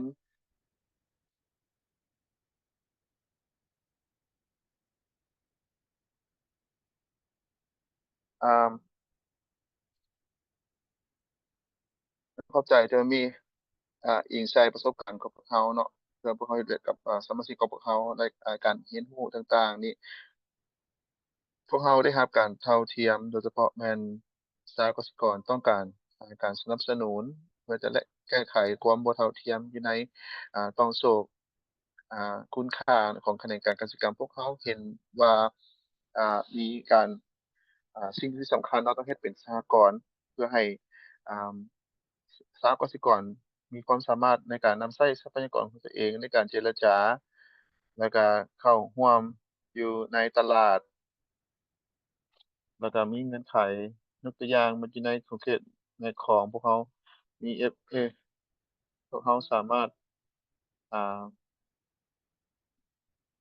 ารถเป็นประกอบส่วนเนาะจะได้การเพื่อจะมีเป็นผู้ร่วมทางด้านธุรกิจเขาเจ้ามีระบบเนาะในการบันทึกทางด้านการเงินเพื่อจะช่วยให้เขาเจ้าสามารถประกอบส่วนแล้วก็สิ่งที่ง่ายก็มาให้เขาเจ้าเจรจาให้เป็นมิตรกับชาวกสิกรเพราะว่าเขาเจ้าอ่าซึ่งว่าในทางกลับกันเนาะจะเป็นองค์การจัดตั้งที่ว่ามีช่วยในการอ่ารายรับที่ว่ามั่นคงอันที่สองสหกสิกรแม่นต้องการเข้าถึงทรัพยากรเพียงแต่อ่าสมัยก่อนเทคโนโลยีเนาะพื้นฐานโครงสร้างเขาต้องรับรู้ว่าอ่าบทบาทของ องค์การจัดตั้งภาครัฐเนาะเป็นสิ่งหนึ่งที่สำคัญในการพัฒนาพื้นฐานโครงสร้างบรรดากิจกรรมในการอ่าปรุงแต่งการหุ้มห่อเพราะเจ้าอยากเน้นหนักตื่นมา2ปัจจัยที่สำคัญปัญหาในการเข้าถึงและกับประกอบสร้างสมทบมีเงินแล้วมีพื้นฐานโครงสร้างมีเทคโนโลยีก็ดีแล้วแต่ว่ามันอาจจะบ่ดีถ้าอ่าอันนี้มันรวมทั้งบรรดา ข้อมูลเพื่อรับประกันว่าเขาเจ้าเข้าใจข้อมูลเนาะ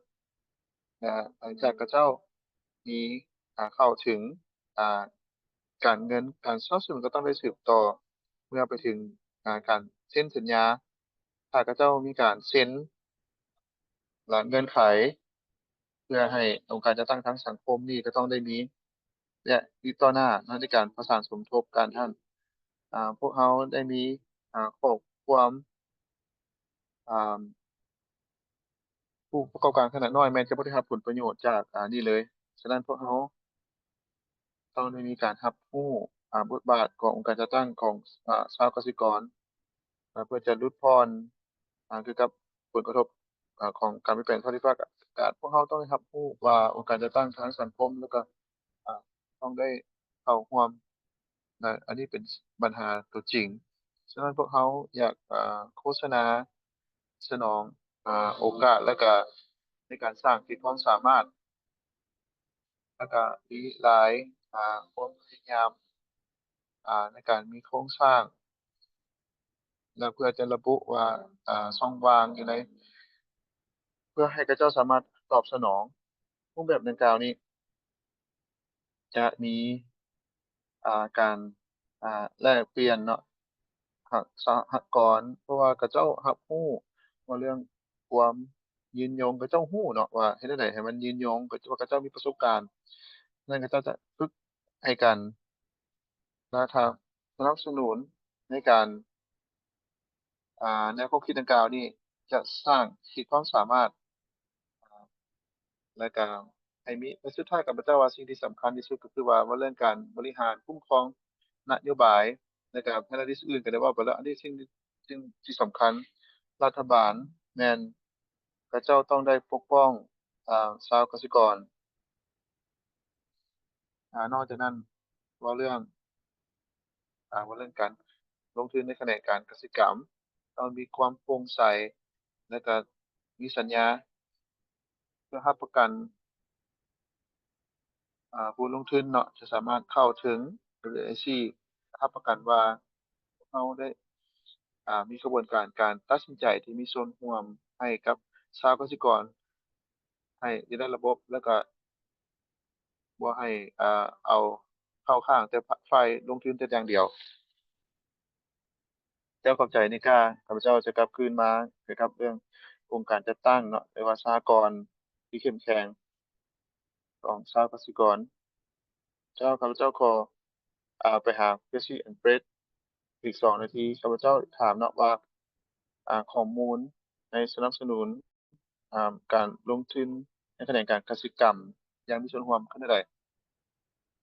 ถ้าถามคำถามข้าพเจ้าเนาะหลายปีผ่านมาว่าเกี่ยวข้องอ่าพวกเขามีอ่า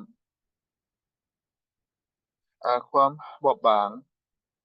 สิ่งที่พวกเขามีข้อมูลในปัจจุบันนี้อ่าข้อมูลเศรษฐกิจสังคม Democratic Census อ่าสิทธิ์การเป็นเจ้าของที่ดิน เมื่อเขาเจ้าเฮ็ด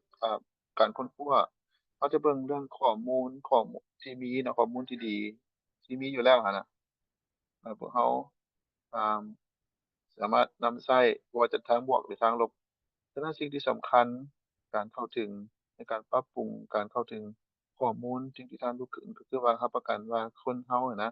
จะสามารถปรุงแต่งข้อมูลในระดับเทคนิคได้อันที่2แม่นพวกเรามีการแจกจ่ายข้อมูล และก็ทุกท่านสามารถนำใช้ได้อ่าหรือว่าภาคส่วนเกี่ยวข้องในการสร้างกระบวนการเป็นสิ่งหนึ่งที่สำคัญเนาะโดยอ่าชุมชนหรือว่าผู้ต่างหน้า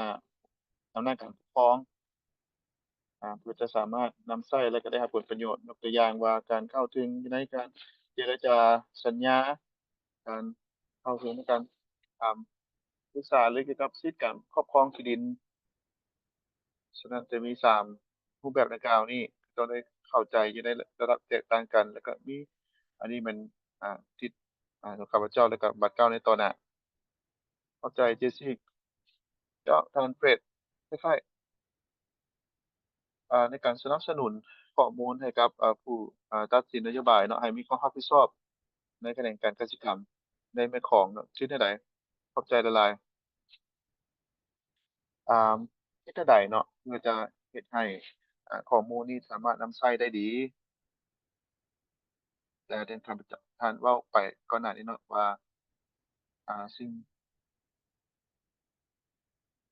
ปัจจุบันนี้มีหลายข้อมูลแล้วพวกเราสามารถใช้เวลาซอกเป็นชั่วโมงก็ได้ฉะนั้นพวกเรามีข้อมูลที่ถูกต้องแล้วบ่ฟอร์แมตถูกต้องแล้วบ่เวลาถูกต้องแล้วบ่ มันจะเป็นการดีจะฮู้ว่าคือเจ้าอยากได้ข้อมูลใดเนาะส่วนเกี่ยวข้องหั้นแล้วก็ครับปัจจุบันปี2020หา2025บ่ข้อมูลดังกล่าวนี้มันจะเป็นไปได้แล้วอาจจะข้อมูลที่ว่าเก่ากว่าหั้นจะเป็นอุปสรรคเนาะที่ว่าเราจะซอกหาข้อมูลดังกล่าวนี้ถ้ามีการปรึกษาหรือของภาคส่วนเกี่ยวข้องแล้วก็อ่าพวกเขาต้องนำใช้ข้อมูลดังกล่าวนี้ว่าพวกเขาต้องการคือแนวใดถ้าเขาเจ้าเราต้องทุกคนเนาะ เห็นข้อมูลข้าพเจ้าก็เห็นทุกคนเห็นเบิดทุกคนสามารถเข้าถึงได้เนาะเห็นข้อมูลได้โดยเฉพาะแม่นผู้ตัดสินทางด้านนโยบายฮั้นจะเป็นการดีเนาะฉะนั้นสิ่งใดเอกภาพรวมอ่า Pixel Landscape เพื่อให้เข้าใจภาพรวมทุกสิ่งทุกอย่างฉะนั้นพวกเราต้องได้เบิ่งว่าเรื่องขีดความสามารถในการเข้าถึงแล้วก็ส่งต่อข้อมูลเพื่อจะแก้ไขปัญหาเจ้ายินดีกับหาทางนี้ก็ทางว่ากับเรื่องอ่าระบบนิเวศทางด้านกสิกรรมการลงทุนในแขนงการกสิกรรมในแม่กลองแล้วก็รูปแบบที่ว่าสิ่งสำคัญแล้วก็ด้านประเพณีในการนำใช้ระบบนิเวศแล้วก็ทางสังคมก็ระบบนิเวศเป็นสิ่งหนึ่งที่สำคัญพวกเราได้ร่วมกันเกี่ยวกับการลงทุนอยู่ในแขนงการกสิกรรมให้มีความยืนยงแล้วพวกเขาเว้าเกี่ยวกับเรื่องอ่าเอ่อ ระบบนิเวศทางด้านกสิกรรมมันเป็นวิทยาศาสตร์มีการจะต้องปฏิบัติตัวจริงแม่นการเคลื่อนย้ายฉะนั้นถ้าพวกเขาเบิ่งเกี่ยวกับวิทยาศาสตร์นิเวศวิทยามันจะเป็นหลักการให้กับการปลูกฝังหรือว่ารูปแบบความรู้ในการปลูกฝังการนวัตกรรมพวกเขาได้จะต้องปฏิบัติเสื่อมสานให้มีการปลูกพืชอินทรีย์ แล้วก็ในฟิลิปปินส์พวกเขาก็ได้มีการปฏิบัติช่วยให้พวกเขาเฮ็ดให้ชาวกสิกรในการเพิ่มทวีการปลูกพืชอินทรีย์ปรับปรุงแนวพันธุ์แล้วก็ผลสามารถต้านทานกับเชื้อพยาธิหรือว่าแมงไหม้พวกเขาต้องได้เบิ่งว่าอ่าหุ้นเนาะที่ว่ามีอยู่ในชุมชนของพวกเขาเองพวกเขาก็ต้องมีสมาชิกอยู่ในลาวผู้ซึ่งได้อ่า แนวพันธุ์เนาะพื้นเมืองที่แตกต่างกันแล้วก็การนำใช้ทรัพยากรที่นำแล้วก็อ่าที่ในอินโดนีเซียเนาะที่ว่าเขาเจ้าใช้อ่าอ่าตัวแมงไหม้เนาะในการเกลืออ่าสัตว์เลี้ยงของเขาเจ้าหั้นอันที่2ก็เว้าเรื่องกนิเวศกสิกรรมเป็นสิ่งหนึ่งพวกเขาเห็นการจัดตั้งปฏิบัติชุมชนตัวจริงซึ่งว่าได้ส่งต่อเนาะต่อรุ่นต่อรุ่น ฉะนั้นความรู้ดังกล่าวนี้นะครับการพัฒนาและก็ปรับตัวในการปรับปรุงอ่าประสิทธิภาพและช่วยในการปรับปรุงชีวิตการเป็นอยู่ของเขาเจ้าในการหาปลาเฮ็ดไร่เฮ็ดนาแต่ว่าสิ่งหนึ่งที่สำคัญซึ่งว่าหลายท่านก็สิบ่เว้าเนาะเพราะว่ามันเป็นวิทยาศาสตร์ Agroecology มันเป็นการเคลื่อนย้ายพวกเขาจะบ่หยุดอยู่ในชุมชนของพวกเขาเองในที่พวกเขาบ่เป็นแต่ระบบอ่าพือ่าเสบียงอาหารเท่านั้นมันจะมาจากป่าจากที่ดินหลังจากนั้นพวกเขาจะส่งเสริมระบบเสบียงอาหารให้กับสิทธิ์ของเขาเจ้าส่งเสริมสิทธิ์ของเขาเจ้า Agroecology แม่นส่งเสริมการลงทุนในแขนงกสิกรรมให้มีส่วนร่วมเพื่อจะแก้ไขปัญหาต่างๆการเข้าถึงตลาดปัญหาเกี่ยวกับต้องโซ่มูลค่าที่อ่อนแอดังนั้นตัวอย่างที่พวกเขาเข้าถึงพวกเขามีสมาชิกอยู่ในฟิลิปปินส์เมื่ออ่าเขาเจ้าได้สนองการบริการจากการผลิต การฝึกอบรมเจ้าแล้วก็มีอ่าเทคนิคนะครับพอใส่คนหนุ่มอยู่ในอ่าสิเป็นสมาชิกอยู่ในสหกรณ์ของเขาเจ้าหั้นเนาะในการสนับสนุนทางด้านการเงินทางด้านเทคนิคและในการแก้ไขความต้องการของสมาชิกฉะนั้นเราเห็นว่าอันนี้เป็นตองโซ่ของการสนองสนับสนุน Agroecology มันเป็นวิธีในการช่วยโลกเนาะในเกี่ยวกับเรื่องการเปลี่ยนแปลงสภาพดินฟ้าอากาศ ช่วยในการปรับตัวเนาะต้านทานในการเปลี่ยนแปลงสภาพอากาศนอกจากนั้นพวกเขาได้อ่าพิสูจน์อะเนาะแล้วก็เห็นว่าอยู่ในการระบาดของพยาธิชาวกสิกรอยู่ในตอนล็อกดาวน์อะนะจำกัดการเคลื่อนย้ายก็จะสามารถสนองเสบียงอาหารให้กับชุมชนได้เพราะว่าอันนี้มันว่าเรื่องอ่ามันก็เป็นปัญหาเกี่ยวกับการเคลื่อนย้ายซื่อๆเนาะแต่ว่าเรื่องการผลิตเพื่อจะเชื่อมสานกับผู้บริโภค ฉะนั้น Agroecology ต้องมีการเชื่อมสานแล้วก็มีการให้มีความหลากหลายก็จะมีความสามารถในการสนองและก็ขายผลิตภัณฑ์บ่ว่าจะเป็นชิ้นหมูชิ้นปลาชิ้นไก่ทุกสิ่งทุกอย่างมาจากอ่าชาวเกษตรกรขนาดน้อยเนาะจนบ่เชื่อเลยว่าเขาเจ้าเฮ็ดได้ขึ้นแนวใดเขาเจ้าเลี้ยงคนทั้งกะหลายได้แนวใดฉะนั้นมันจะเป็น Agroecology นะครับการสนับสนุนในรูปแบบของการเฮ็ดกสิกรรมฉะนั้นบ่เป็นไปบ่ได้ดอกเขาจะบรรลุระบบอ่าอ่าอาหารเนาะก็ถือว่าเป็นรากฐานที่ดีเนาะขอบใจนิก้าเกี่ยวกับ Agroecology เนาะหรือว่านิเวศกสิกรรมเจ้าซอยตะวันอ่าในปีที่ผ่านมาเราก็เห็นว่ามีหลายนิติกรรมเนาะครอบนิติกรรมcontract farming และบทบำรัดต่างๆแล้วก็การลส่งเสริมการลงทุนเนาะกฎหมาย แล้วก็อยู่ในแขนงการกสิกรรมเรื่องการบังคับใช้กฎหมายเด้เห็นว่ากรอบนิติกรรมได้ถูกบังคับใช้เพื่อให้ส่งผลประโยชน์เกี่ยวกับเรื่องการลงทุนในการกสิกรรมที่ส่วนร่วมมันคือแนวใดเข้าใจนะว่ามีข้าพเจ้าอยากเว้าว่าเพื่อจะบังคับใช้กฎหมายอันนี้มันเป็นกระบวนการที่ค่อนข้างยาวเนาะข้าพเจ้าอยากให้หลักฐานเนาะที่ข้าพเจ้าเฮ็ดเวียกยกตัวอย่างเวียกที่พวกเราได้เฮ็ดเวียกในแขนงการอ่า น้ำตาลอ้อยครับนักเก็บ Biology พวกเขามีการปรึกษากับหลายแขนงการกระบวนการดังกล่าวนี้ก็มีผลประโยชน์หลายเพื่อจะบังคับใช้เพิ่มทวีให้มีการเปลี่ยนแปลงนิติกรรมยกตัวอย่างอ่าน้ำตาลอ้อยเนาะข้าพเจ้าก็เห็นว่ารัฐบาลนี่ MPI ต้องการให้มีการเปลี่ยนแปลงเขาเจ้าว่าเขาเจ้าบ่ทันมีการปรึกษารือภายในเทื่อเกี่ยวกับเรื่องอ่าสัญญาย่อยเนาะให้เขาเจ้าปรึกษารืออ่าสัญญาแล้วก็ว่าเรื่องต่อสู้อ่ามูลค่าเนาะของไม้ผลิตภัณฑ์ไม้แล้วก็อาจจะเอิ้นว่าเวทีหลายภาคส่วนเนาะปรึกษารือกัน หรือว่าสิ่งที่สำคัญก็คือว่าเพิ่นจะเปลี่ยนบาดเก้าอันยิ่งใหญ่เนาะให้เขาเจ้าสามารถขาย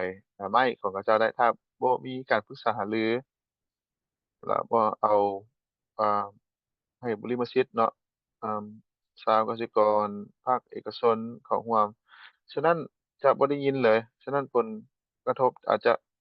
บ่ถูกต้องกับตัวจริงฉะนั้นถ้าสิทธิ์เสียงของเขาเจ้านะได้ถูกเอาใจใส่ฉะนั้น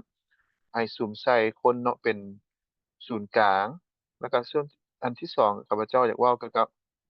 เพื่อจะบังคับใช้กฎหมายหรือว่าระเบียบการหั้นถ้าบ่มีการเผยแพร่มันจะบ่สามารถมีประสิทธิภาพ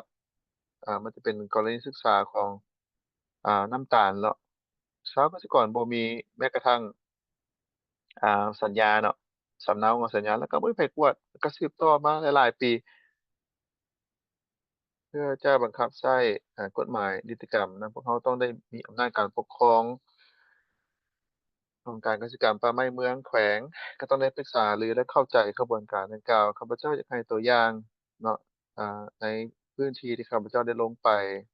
ที่เกี่ยวข้องกับcontract farming ครับสัญญากสิกรรมสองส่วนทุกๆทุกๆกองประชุมหั้นน่ะมีแต่หัวหน้าไปข้าพเจ้าก็บ่เข้าใจว่าสัญญาเป็นจั่งใดแล้วข้าพเจ้าจะตั้งปฏิบัติจั่งใดบังคับใช้แนวใดมีแต่ อ่าหัวหน้าไปประชุมอย่างเดียวแล้วก็จะกลับมาแล้วก็ปิดเงียบเนาะบ่เว้าหยังข้าพเจ้าก็บ่ได้รับข้อมูลเลยอันนี้เป็นส่วนหนึ่งแล้วตัวอย่างแต่อีกตัวอย่างหนึ่งมีดำรัสอ่าหสนยเนาะPMO อ่าซาวเนาะเกี่ยวกับเรื่องการรับรู้สิทธิเป็นเจ้าของเนาะของป่าไม้ที่ดินป่าไม้เนาะ จะเป็นภาคชุมชนเอกชนรัฐเฮ็ดเวียกร่วมกันเพื่อจะบังคับใช้นิติกรรมดังกล่าวเพื่อจะหลีกเลี่ยงเพื่อจะลดทอนเนาะคนได้หรือว่าคนเสียฉะนั้นก็สะท้อนให้เห็นในกรณีของน้ำตาลเนาะอ้อยครับเขาเจ้าต้องการสิทธิ์เนาะของรัฐบาลเพื่อเข้าร่วมอยู่ในทุกการปรึกษาหารือสนทนา โดยเฉพาะแม่นของการเกษตรกรรมเมืองแขวงเนาะที่ในกรณีศึกษาของอ่าน้ำตาลนี่เนาะโดยเฉพาะแม่นในเขตสัมปทานอยู่ในศูนย์กลางบทบาทของเขาเจ้าก็บ่มีสิทธิ์เนาะในการคุ้มครองในการควบคุมอ่าบริษัทฉะนั้นเป็นส่วนที่2และสุดท้ายเพื่อจะบังคับใช้กฎหมายพวกเราอยากให้ อ่าคนหั้นนะปฏิบัติตามพวกเขาก็ต้องได้เบิ่งว่าแรงจูงใจถ้าเขาเจ้าปฏิบัติตามกฎหมายหั้นนะที่มีอยู่แล้วผลประโยชน์เขาเจ้าจะได้หยังแหน่ฉะนั้นเราต้องมันต้องได้อาศัยเนาะวินๆเนาะต่างฝ่ายต่างมีผลประโยชน์มันก็มีช่องว่างอยู่แล้วเนาะเพราะว่ากฎหมายก็บ่ได้รับการปฏิบัติ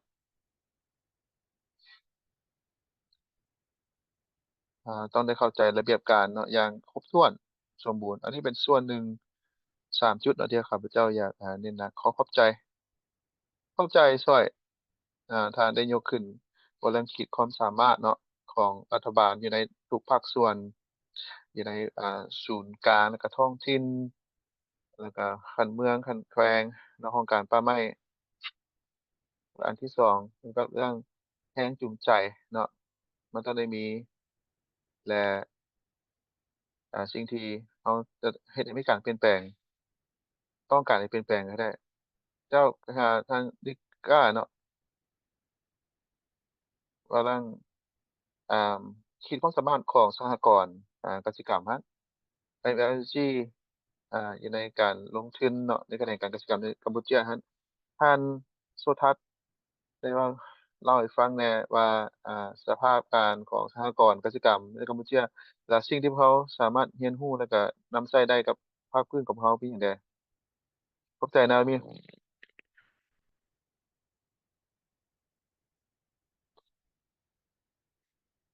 ภาพรวมของสหกรณ์กสิกรรมอยู่ในกัมพูเชียแล้วนี่เกี่ยวกับมีประมาณ1,200สหกรณ์เนาะอิงใส่การประเมินของรัฐบาลแล้วมีประมาณ15%เนาะที่ว่าห้าวหันแล้วก็ประสบความสำเร็จเนาะอยู่ในการเฮ็ดสหกรณ์นี้แล้วสหกรณ์ดังกล่าวนี้ที่ประสบผลสำเร็จโดยเฉพาะแม่นขึ้นกับการช่วยเหลือทางภายนอกโดยเฉพาะแม่นจากรัฐบาลแล้วก็ผู้ให้ทุนอันนี้แม่นการประเมินของพวกเรา CPS อยู่ในบทศึกษาของพวกเราอะอยู่เกี่ยวกับสหกรณ์แล้วพวกเราก็ได้รับบทการสนับสนุนภาครัฐภาคผู้ร่วมพัฒนาเกี่ยวกับของกับการเข้าร่วมอยู่ใน Contract Farming ครับอยู่ในขอบเขตบ่บ่ค่อนข้างจำกัดเนาะเกี่ยวกับอ่าสิ่งที่พวกเราค้นพบจากบทสำรวจของพวกเขาประมาณ16%เท่านั้นของ AC ที่ว่าได้เข้าร่วมอยู่ใน Contract Farming กับบรรดาบริษัทเบิ่งค่อนข้างจะมีอัตราที่คล้ายคือกันกับ AC เกี่ยวกับเรื่องผลสำเร็จดังที่ JC ได้เว้าไปเนาะอ่า Contract Farming แล้วก็บรรดาหลักการก็มี incentive น้อยหลายเนาะก็จะก็บ่เห็นว่ามีแรงจูงใจแล้วก็บ่ได้ปฏิบัติตามอ่าสัญญาเลยเนาะมีผู้ปฏิบัติตามอยู่แต่ว่าก็น้อยหลายเนาะแต่ทั้ง2ฝ่ายหั้นบ่สามารถประกอบส่วนอยู่ในสัญญาก็เป็นสิ่งที่ยุ่งยากเนาะในการบังคับใช้กฎหมายแล้วเจ้าคิดว่ามันเป็นปัจจัยที่เฮ็ดให้การเติบโตเนาะมีข้อจำกัดอยู่ในขณะการกสิกรรมในสหกรณ์อยู่ในรูปแบบของกัมพูชานี่ปัจจัยที่สำคัญแม่นข้อจำกัดการประกอบส่วนของบริษัทเอกชนในการปรุงแต่งกสิกรรมแล้วก็เรื่องคะแนนการอยู่ในการเติบโตอยู่ในกัมพูชาค่อนข้างจำกัดส่วนหลายพวกเขาส่งออกเนาะเป็นวัตถุดิบกสิกรรมฉะนั้นเป็นเหตุผลว่าเรื่องความขีดความสามารถในการแข่งขันเนาะระหว่างบริษัทเองแล้วประมาณ16%ที่เข้าร่วมอยู่ในการเฮ็ดสัญญาก็มีแต่บ่เท่าใดบริษัทแล้วก็บ่มีการแข่งขันเลยเนาะข้าพเจ้าคิดว่าการบังคับใช้กฎหมายของสัญญา2ฝ่ายนั้นเพราะว่าบ่มีแรงอ่ากดดันเนาะให้เขาเจ้าต้องได้ปฏิบัติตามสัญญาแล้วก็ค่อนข้างจะยุ่งยากเนาะให้เขาเจ้าหั้นปฏิบัติตามเงื่อนไขสัญญาเนาะเพราะเขาเจ้าบ่มีผู้ซื้ออื่นอีกเนาะที่เป็นทางเลือกให้เขาเจ้าข้าพเจ้าคิดว่าบทเรียนบ่ได้สนับสนุนอ่าสหกรณ์เพราะปานใดมันเป็นสิ่งที่สำคัญเนาะแต่ว่าสิ่งที่สำคัญก็คือว่าพวกเขาต้องการอ่าสภาพแวดล้อมการเฮ็ดธุรกิจเนาะที่มีการแข่งขันภาคธุรกิจสามารถแข่งขันกับผู้อื่นได้และก็พยายามให้เป็นบริษัทที่ว่ามีขีดความสามารถอยู่ในขอบเขตใดหนึ่งอ่าถ้าบ่ดังนั้นขีดความสามารถในการพัฒนากับ AC จะก้าวไปสู่การเปลี่ยนแปลง แล้วก็หลายนั่นแล้วก็ส่งเสริมเนาะให้เขาเจ้ามีจุดยืนที่ดีขึ้นข้าพเจ้าคิดว่าสิ่งที่สำคัญก็คือว่ารัฐบาลอ่าผู้ให้ทุนก็ต้องได้เอาใจใส่ในกรณีของกัมพูชานี่พวกเขาอยู่ในขั้นตอนการพัฒนาเนาะของภาครัฐปัจจุบันนี้แม่นพวกเขาจะมีอ่าอ่า Agro Industrial Park เนาะแล้วก็สร้างสภาพแวดล้อมธุรกิจการลงทุนให้เขาเจ้ามาลงทุนแล้วเพื่อจะได้รับผลประโยชน์ให้กับชาวกสิกร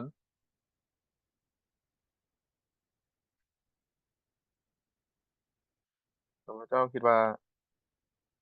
นี่แม่นภาพรวมของสหกรณ์กสิกรรมเนาะของในประเทศกัมพูชาและสิ่งความยุ่งยากในการดำเนินงานที่มีข้อจำกัด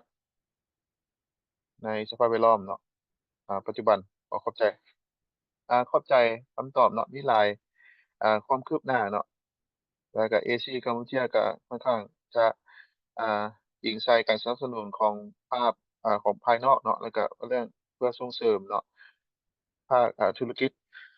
พวกเขามีเวลาไปได้15นาทีเนาะพวกเขาจะมีคำถามจากผู้เข้าร่วมพวกเขาจะอ่าเอา2คำถามเนาะเนื่องจากว่าพวกเขาบ่มีคำถามบ่มีเวลาตอบคำถามเกี่ยวกับเรื่องคำถามปัญหาเรื่องความเท่าเทียมของบทบาทหญิงชายเนาะผู้หญิงบ่สามารถเป็นเจ้าของที่ดินได้โดยเฉพาะแล้วถ้าจะเว้าเกี่ยวกับเรื่องอ่าในระเบียบการของลาวเนาะเกี่ยวกับปัญหาความเท่าเทียมเจ้าช่วยตะวันลองเล่าให้ฟังมึงเนาะว่าอ่าอาจจะเป็นภาคสุดท้ายเนาะหรือว่าจะทบทวนสุดท้ายแล้วเกี่ยวข้องกับการข้าพเจ้าก็บ่ได้เข้าร่วมหลายเนาะอยู่ในการอ่าร่างอ่าดำรัสอ่าอิงใส่บทกว้างๆที่ผ่านมาของข้าพเจ้าชนชาติชนเผ่าทางภาคเหนือที่ว่าข้าพเจ้าได้เฮ็ดบทกว้างๆเนาะพวกเราต้องได้พิจารณาว่าแม่หญิงจะเข้าร่วมอยู่ในสัญญาแล้วก็เขาเจ้าปลอดภัยบ่เขาเจ้าบ่เพียงแต่อ่าเอื้ออิงใส่แต่อ่าสามีเขาเจ้าเองเอ่อ contact farming ก็ได้ต้องมีให้โอกาสแม่หญิงเนาะเฮ็ดเวียกอย่างเป็นอิสระเนาะแต่ว่าสำหรับสำหรับหั้นคิดว่านาโอมีน่าจะตอบได้ดีกว่าเนาะแต่ข้าพเจ้าคิดว่าข้าพเจ้าสามารถตอบได้เนาะ offline อ่าเนี่ยต่างหากเพราะว่าเวลามีจำกัดพวกเขามีคำถามเกี่ยวกับเรื่องความกดดันของผู้สวมใช้อาเพราะว่าบทศึกษาของพวกเราได้ไปอ่าสนทนากับEUDR แล้วบ่เนาะเกี่ยวกับเรื่องระเบียบการตัดไม้ทำลายป่าของ EU ฉะนั้นพวกเราก็รู้ว่าการลงทุนกสิกรรมแม่นเพื่อเลี้ยงพลเมืองว่าเรื่องความต้องการของตลาดแล้วก็ระเบียบการเกี่ยวกับเรื่อง EUDR นี้ก็เป็นสิ่งหนึ่ง แม่นจะที่ว่ามีผลบังคับใช้เป็นทางการอย่างเต็มส่วนแล้วแล้วก็บรรดาสมาชิกของ EU เมื่อเขาเจ้านำเข้าเขาเจ้าก็ต้องเบิ่งเรื่องปัญหาเรื่องการตัดไม้ทำลายป่าท่านอาจจะอ่าในบทศึกษาหรือบทค้นคว้าของท่านนั้นได้เอาใจใส่กับปัญหา EUDR นี่บ่หรือว่าการปรึกษาหรือว่าผลกระทบของ EUDR นี้อยู่ในตลาดของพวกเราเนาะถ้าลองยกให้กันเบิ่งสำหรับ EUDR นี่ ระเบียบการต้านการตัดไม้ทำลายป่านี่เนาะสำหรับผู้ประกอบการขนาดน้อยนี้ผลกระทบที่เกิดขึ้นในปัจจุบันอยู่ในบริษัทใหญ่ก็จะรับประกันว่าอ่าสิ่งที่ท่านนำเข้าหั้นนะต้องได้อ่าบ่ไปแตะต้องเรื่องการตัดไม้ทำลายป่าบ่ว่าจะเป็นที่ดิน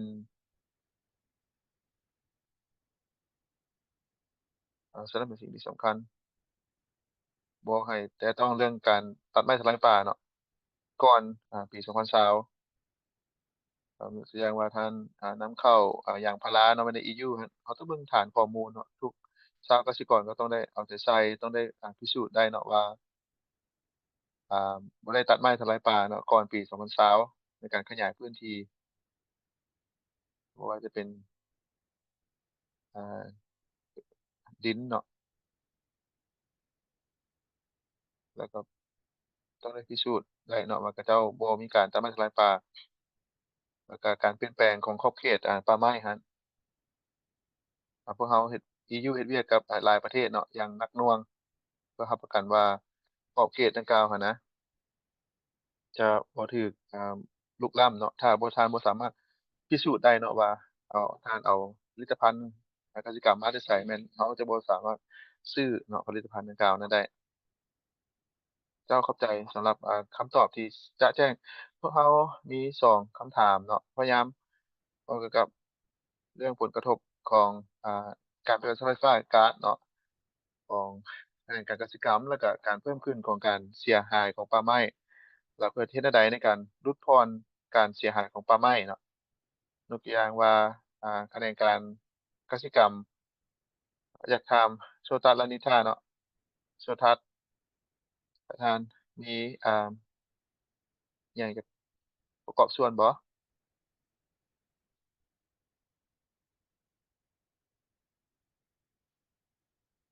เข้าใจหน่อยมีอ่าผลกระทบของการใช้ไฟฟ้าอากาศจะมีหลายหลักฐานอยู่ในกรณีของการปลูกอ่าม่วงหิมพานต์แล้วก็มันต้นเนาะสำหรับคาสาวานี่มันอ่าเฮ็ดให้อ่าเพราะว่ามันปลูกอยู่เทิงเขตเนินสูงเนาะ เพราะว่าถ้าเทียบกับอ่าการปลูกข้าวเนาะอยู่เขตทุ่งเพียงหั้นมันก็ถือก่อนแล้วก็มีประสิทธิภาพก่อนอยู่เขตเนินสูงนี่เพราะว่าธรรมชาติแล้วอ่าเพราะว่ายากในการพัฒนาอ่าระบบชลประทานเนาะมันก็มีความยุ่งยากเนาะถ้ากรณีของมะม่วงหิมพานต์นั่นอ่าเพราะว่าจะต้องการพื้นที่ปลูกอย่างหลวงหลายเนาะในพื้นที่เนินสูง มันก็บ่ง่ายในการสร้างระบบชลประทานเพื่อจะแก้ไขปัญหาเรื่องน้ำและผลกระทบของการที่ใช้ไฟฟ้าอากาศนี่ก็เป็นสิ่งหนึ่งที่ว่าสำคัญฉะนั้นชาวกสิกรก็ถือว่ามีความบอบบางหลายต่อการเปลี่ยนแปลงสภาพไฟฟ้าอากาศในการปลูกกล้าเนาะมันก็ต้องได้ใช้เวลาโดนแล้วก็ชาวกสิกรจะเสียหายหลายเนาะถ้าเขาเจ้าต้องได้ปลูกคืนหรือว่าได้รับผลกระทบเนาะถ้าว่าเรื่องผลกระทบหั้นการผลกระทบ ของเป็นไปสภาพอากาศนี่ก็มีผลกระทบที่แตกต่างกันมันก็ขึ้นกับข้อจำกัดของภูมิทัศน์เนาะแล้วก็ความสามารถต้านทานเนาะของแต่ละพืชเนาะที่แตกต่างกันแน่นอนเป็นสิ่งที่ท้าทายได้กล้าเนาะต้องถามให้ท่านประสบการณ์ตามที่ท่านเห็นเนาะว่าต้องใช้ agroforestry เทคนิคต่างๆในการผสมผสานในการปกป้องป่าไม้ลดพรการตัดไม้ทำลายป่าขึ้นแนวใดแล้วเข้าใจเนาะว่ามี ข้าพเจ้าก็เห็นดีเนาะทุกท่านเนาะว่าอัตราการขยายดังกล่าวนี้มันส่งผลกระทบต่อการเปลี่ยนแปลงสภาพอากาศขึ้นกับของเขตขึ้นกับพืชเนาะอ่าการเปลี่ยนแปลงสภาพอากาศนี่นะก็มันก็ได้ส่งผลกระทบต่อกับสหกสิกรสำหรับการภัยแล้งแล้งระยะยาวเนาะลมพายุ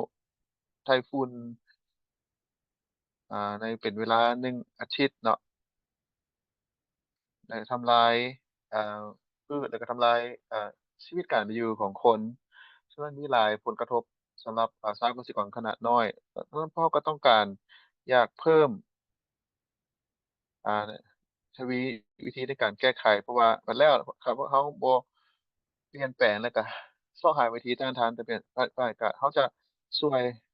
หรือว่าเลี้ยงครอบครัวชุมชนได้ขึ้นจั่งใดอันนี้เป็นสิ่งหนึ่งที่พวกเขาจะปรึกษาหารือฉะนั้นพวกเขาอ่าเห็นว่าระบบนิเวศ Agro กสิกรรมนี่เห็นว่ามีสิ่งหนึ่งที่สำคัญว่าเขาจะปรับปรุงการต้านทานต่อการเปลี่ยนแปลงสภาพอากาศขึ้นแนวใดสร้างความเข้มแข็งขึ้นแนวใดเกี่ยวกับเรื่องระบบการ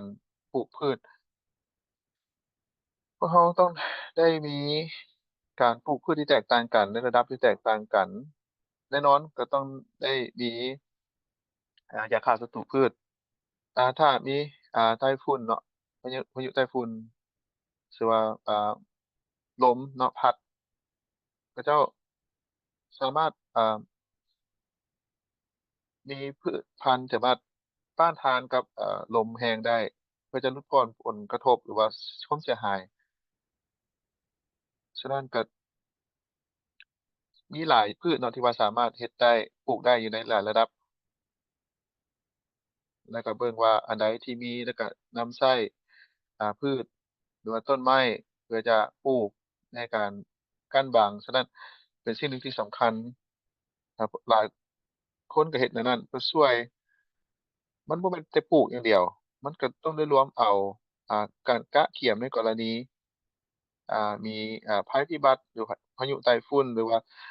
ภัยแล้งแล้งคืนมาเนาะมันจะมีการแก้ไขคือแนวใด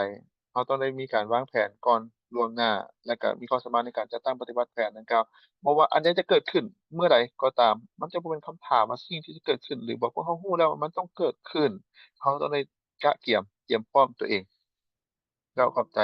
ที่กล้าฉะนั้นทุกคนขอบใจหลายๆเห็นว่ามีความคืบหน้าแล้วก็มีแนวคิดต่างๆข้าพเจ้าจะขอก่อนที่จะอ่าสรุปสำรวมเนาะอ่าข้าพเจ้าจะคำถามเนาะที่ว่าถามอ่าสิ่งที่พวกเราเห็นว่ามีการลงทุนอ่าหลายขึ้นบ่อยู่ในภาคพื้นเนาะเจ้าเจสซี่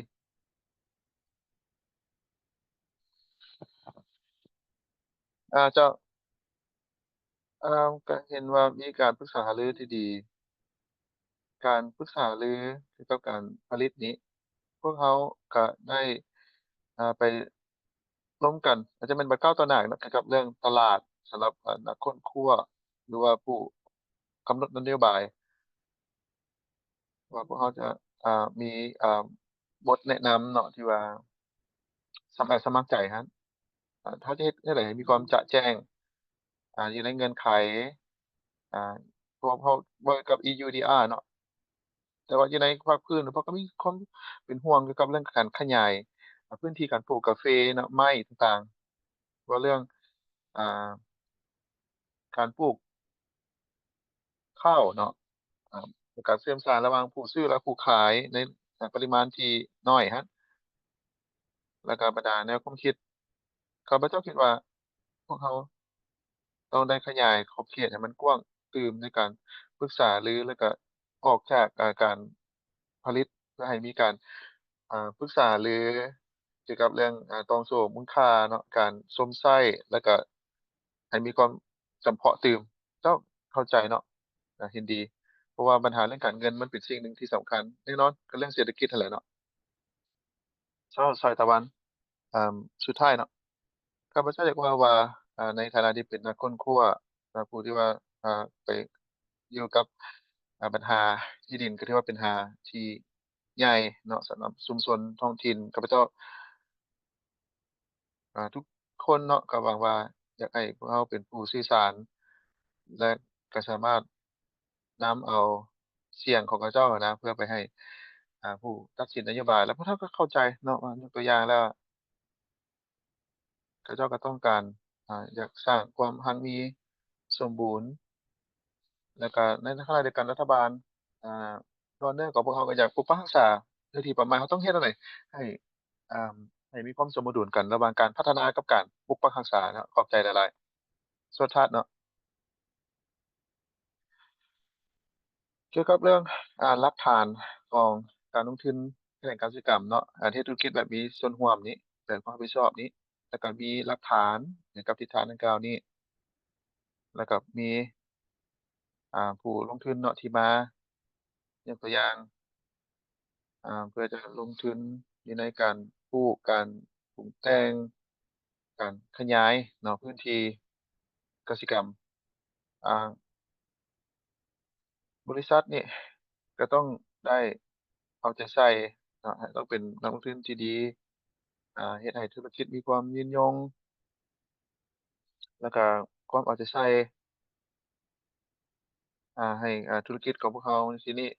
อันนี้ก็เป็นหลักฐานที่ดีดังที่ข้าพเจ้าได้ว่าไปเนาะในการส่งเสริมวิธีทางแก้เพื่อให้เฮ็ดให้สภาพแวดล้อมน่ะมีความดึงดูดแล้วก็มีความรับผิดชอบแล้วก็เฮ็ดให้สิ่งแวดล้อมน่ะมีความยืนยงข้าพเจ้าคิดว่าอันนี้เป็นสิ่งหนึ่งที่ว่าเป็นบาดก้าวเนาะเป็นทิศทางให้เขาเจ้ามี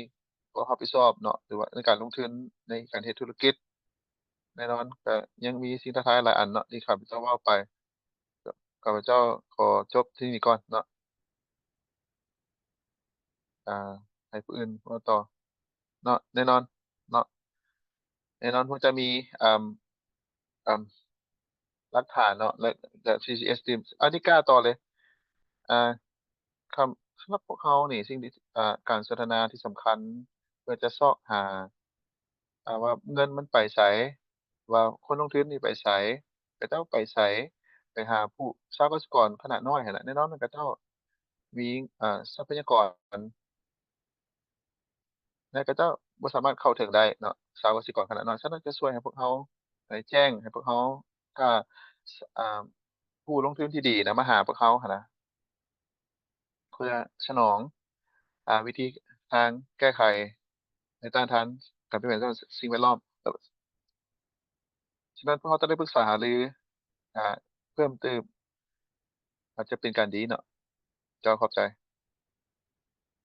เจ้าเฟร็ด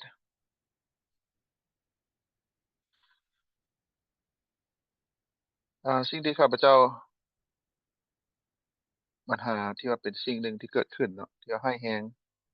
ว่าพวกเราจะผลิตหลายสำหรับคนแล้วก็ผลิตเสบียงอาหารแล้วก็ลดทอนผลกระทบปกป้องอ่าแขนงการกสิกรรมเมื่อพวกเราปรึกษารือกับชาวบ้านครับว่าเขาจะเฮ็ดคือแนวใดเฮ็ดหยังเกี่ยวกับต้องโซการสนองเพราะเรื่องอ่าการเงินเขาจะเอาทุกสิ่งทุกอย่างนี่เข้ามาได้มาถึงโต๊ะเดียวนี่นะเฮ็ดจั่งใดสิ่งที่ต้องการมีหยังแหน่แล้วก็ต้องผลิตหยังแหน่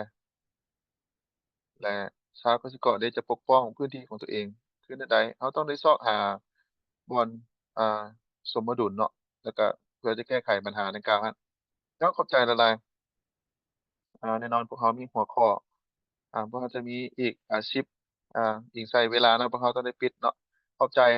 panelist ทุกท่านขอบใจทุกท่านเนาะขอแสดงความชมเชยการประกอบส่วนของประธานแล้วก็แลกเปลี่ยนความรู้กับพวกเขาขอบใจทางผู้เข้าร่วมทางออนไลน์ดีใจนะที่เห็นประธานเข้าร่วมอยู่ในกับ Q&A ฉะนั้นให้ท่านตอบคำถามเซอร์เวย์ก่อนเนาะก่อนที่ท่านจะจบเนาะ ฉะนั้นคิดว่าเวบินาร์ของเราในตอนหน้าข้าพเจ้าก็ยังมีอีเมลเนาะขอบใจอีกเทื่อหนึ่งเนาะขอบใจผู้แปลเนาะนายแปลของพวกเราที่ว่าช่วยในการแปลของพวกเราอยู่ในขอบใจเจ้าหวังว่าพวกเขาจะพบกันเติมอีกเจ้าขอบใจขอบใจหลายๆ